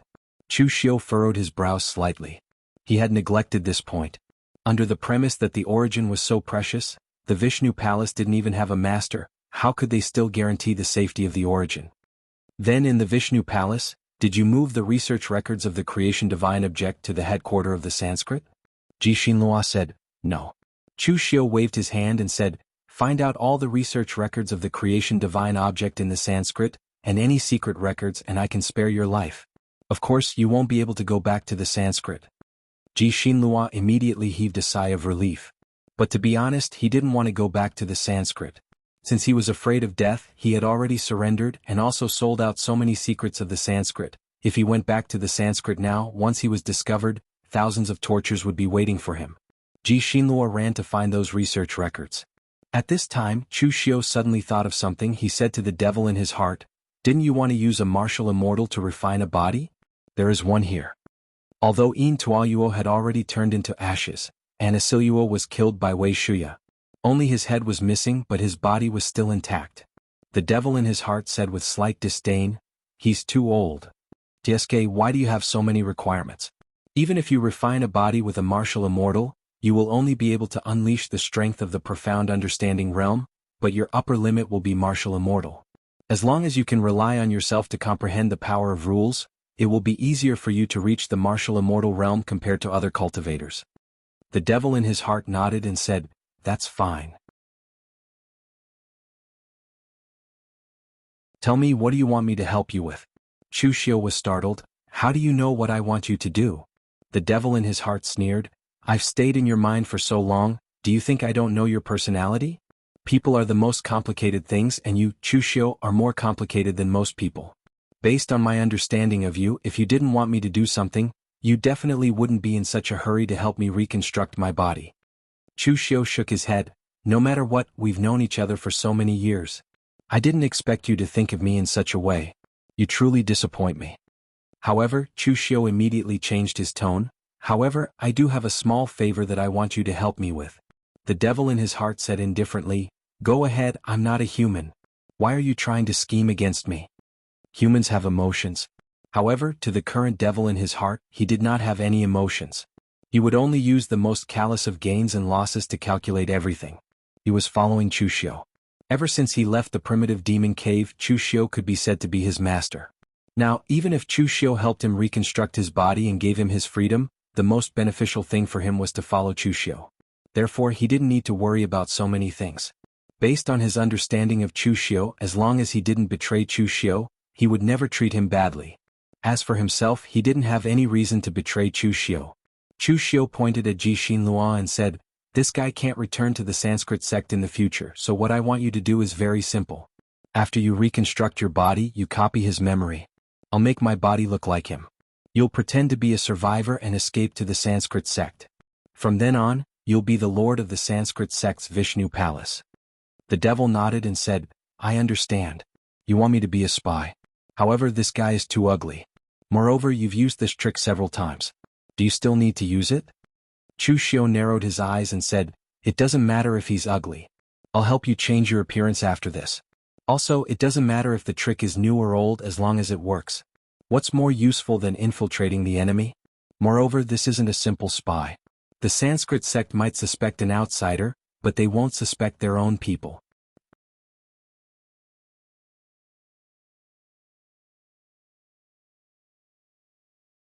Chapter 1337. Inside the Vishnu temple, there were corpses of Vishnu temple warriors all around. In this environment, Chushio used the boundless devil energy to wrap Anasiro's body. The sharp devil energy was like a death by 1,000 cuts, squeezing out all the blood in the body. Coupled with the surrounding environment, Chushio at this moment was like a perverted murderer. But this was a necessary step. Chushio had no other choice. When the blood was condensed, the boundless devil energy flowed into the blood. In an instant, the blood seemed to be alive, constantly twisting. The power of creation demonic path was extremely magical. Previously, Chushio had always treated creation demonic path as a kind of cultivation method to cultivate. Even the creation heavenly devil scripture that Qi Lianhai gave to Chushio was actually the same. Although Chushio's understanding of creation demonic path had deepened, in fact, it was still on the surface.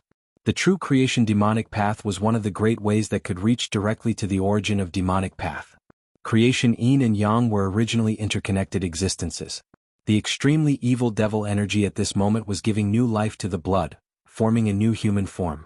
Finally, the outline slowly emerged. Unexpectedly was no different from Jishinlua, only the aura was a little different.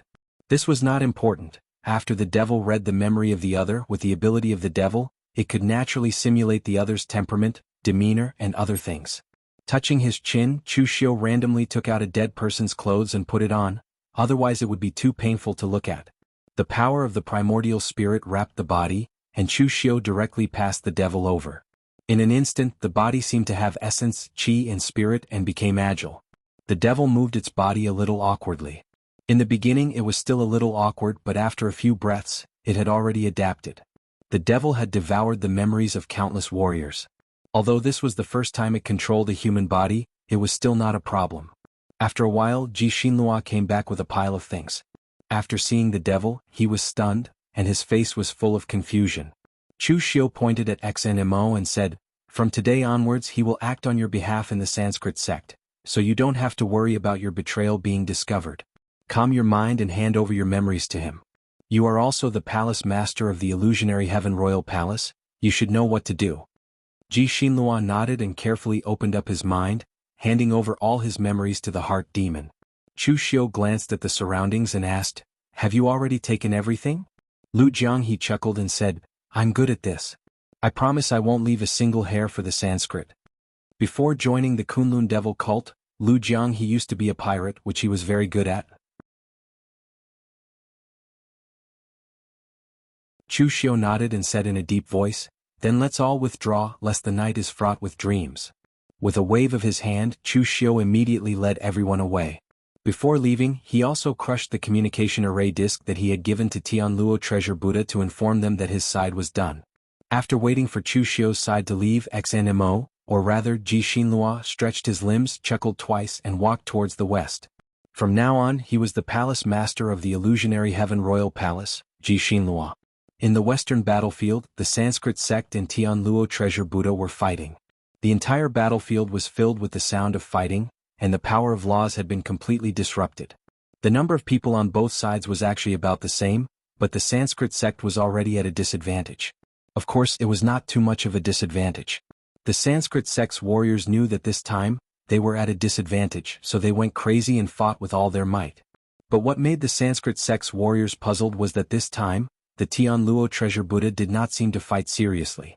Instead, they always gave in when facing the Sanskrit sect's warriors, which made the Sanskrit sect's warriors somewhat puzzled. When it came to willpower, the Tianluo Treasure Buddha was not inferior to the Sanskrit sects, especially these monks of the Tianluo Treasure Buddha. Each of them was very stubborn, so how could they be afraid of death at this time? However, before they could figure out what was going on, Zen Master Jishan suddenly sensed something. He chanted the name of Buddha in a loud and clear voice, which instantly spread across the entire battlefield. Hearing this Buddha's name, all the warriors of the Tianluo Treasure Buddha began to retreat in an instant, and left the battlefield in an orderly manner. The Sanskrit sect was originally at a disadvantage, so naturally they would not chase after them at this time, but they were all confused, not knowing what the Tianluo Treasure Buddha was doing. Half of the battle, and under the situation where they had the advantage, they actually stopped fighting. What the hell was going on? After confirming that the Tianluo Treasure Buddha had left, Yanma's appearance changed from that of a handsome young man back to that of a short old man. He said in a hoarse voice, "What is the intention of the Tianluo Treasure Buddha? Both sides have retreated without any large-scale casualties. Are they playing around?" Renaja frowned and said, "Who knows what they are thinking, but there is something wrong with this matter. The Tianluo Treasure Buddha mobilized so many people, and put in so much effort to attack the Sanskrit sect, but in the end they retreated halfway? There is definitely something wrong with this." Although Renaja felt that there was something wrong, he could not tell what exactly it was. The Sanskrit sect also suffered some casualties, so Renaja hurriedly ordered the people to treat the injured warriors. At this moment, a cultivator ran over, gasping for breath, and said in a sorrowful voice, "Hall Master, Vishnu Temple is gone." Renaja's expression immediately changed. "What did you say? What happened to Vishnu Temple?" The warrior pointed to the back and said, "Vishnu Temple was destroyed, only Palace Master Ji Xinlua managed to escape, but he is already heavily injured." Renaja immediately walked to the back and saw Ji Xinlua, who was lying there with a pale face as if he had used up all his energy. Seeing Renaja, Ji Xinlua said in a sad voice, "Temple Master, we were tricked. The Tianluo Treasure Buddha colluded with Chu Xiu of the Eastern Domain. In this battle, the Tianluo Treasure Buddha was just a prelude, a bait. Chu Xiu crossed 100,000 mountains and ambushed the Sanskrit sect. Lord Yindra died in battle, the old palace master Anasiro also died in battle, everyone died. I was almost killed as well. I used all my strength to confuse the pursuers, creating an illusion of fake death, and escaped. Temple Master, you have to take revenge for our Vishnu Temple."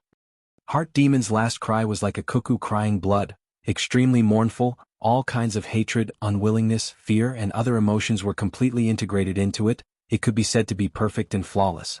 Actually, if it was a spy, Heart Demon was the most suitable one. Because he had no emotions, he could rely on the martial artist's memories that he had devoured to simulate other emotions. It could be said to be perfect and flawless. When he shouted the word revenge, Heart Demon seemed to have used up the last bit of his energy and completely fainted.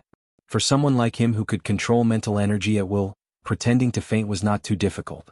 Renaja and Yen Mo did not speak at this time, but the aura around them was like a storm. Even the power of rules was faintly visible in the void, making it so that no one dared to come within 100 feet of them. Chu Xiu. The entire battlefield was instantly filled with thunder, the anger of martial immortals stirring the heavens and the earth. When the battle in the Western Domain ended, the entire Daluocean was instantly in an uproar. Actually, the battle between the Sanskrit sect and the Tianluo treasure Buddha was not a big deal. After all, they would have such a battle every once in a while. But in the past tens of thousands of years, the Sanskrit sect had never lost so badly. One of their halls had actually been destroyed. Moreover, it was not the Tianluo treasure Buddha who had destroyed one of the 3 halls of the Sanskrit sect, but Chu Xiu. From this moment onwards, perhaps Chu Xiu's name could truly be said to have shaken the entire Dalu Ocean, to the point where everyone knew him. And strictly speaking, the destruction of the Vishnu temple from the very beginning had something to do with Chu Xiu. If Chu Xiu had not killed Xanjialua in the exalted divine palace and broken the balance of power in the western domain, the Tianluo treasure Buddha would not have thought of attacking the Sanskrit sect. It could be said that Chu Xiu alone had forcefully weakened the Sanskrit sect's strength by a third. In a secret realm in the 100,000 mountains of the southern domain, this was the secret realm of the divine general Zhenlong and the venerable Gu Yu's lineage. The 2 sects had united and cultivated here.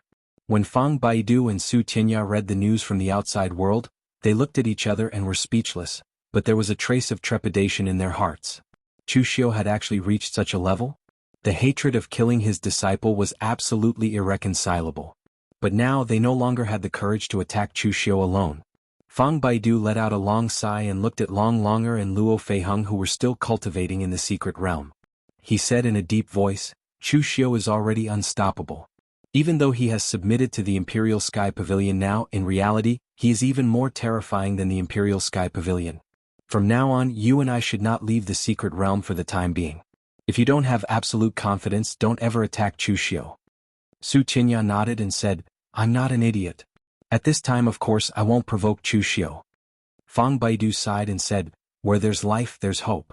We're fortunate to have 2 extremely talented disciples, so we can continue to pass on our legacy. As for Sword Venerable Ling Tian's lineage, there's still no movement until now." At this moment, Sheng Jiyuan was still in the World Sword sect. When he, Mu Baishuang, and the other martial immortals of the World Sword sect saw the news from the West region, they were also silent. Destroy the Vishnu Palace, one of the Sanskrit's 3 main palaces?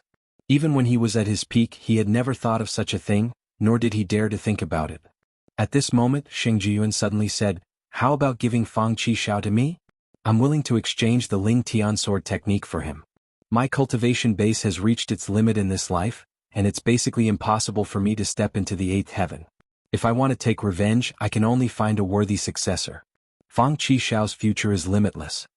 When Mu Baishuang thought of the absurd things that Fang Qishao had done in the World Sword sect recently, he could not help but raise his eyebrows. However, he still shook his head and said, "The disciples of the World Sword sect cannot give up, and will not give up. Brother Sheng, you're too stubborn. You should let it go." You're tuning in to the Han Li's Wuxia Chronicles YouTube channel. We're so grateful for your support, and don't forget to subscribe to join us on this incredible journey through captivating stories. Your generosity through donations truly makes a world of difference, as it's the primary source of revenue that allows me to expand and enhance this channel for you. Thank you from the bottom of my heart for being a part of this adventure.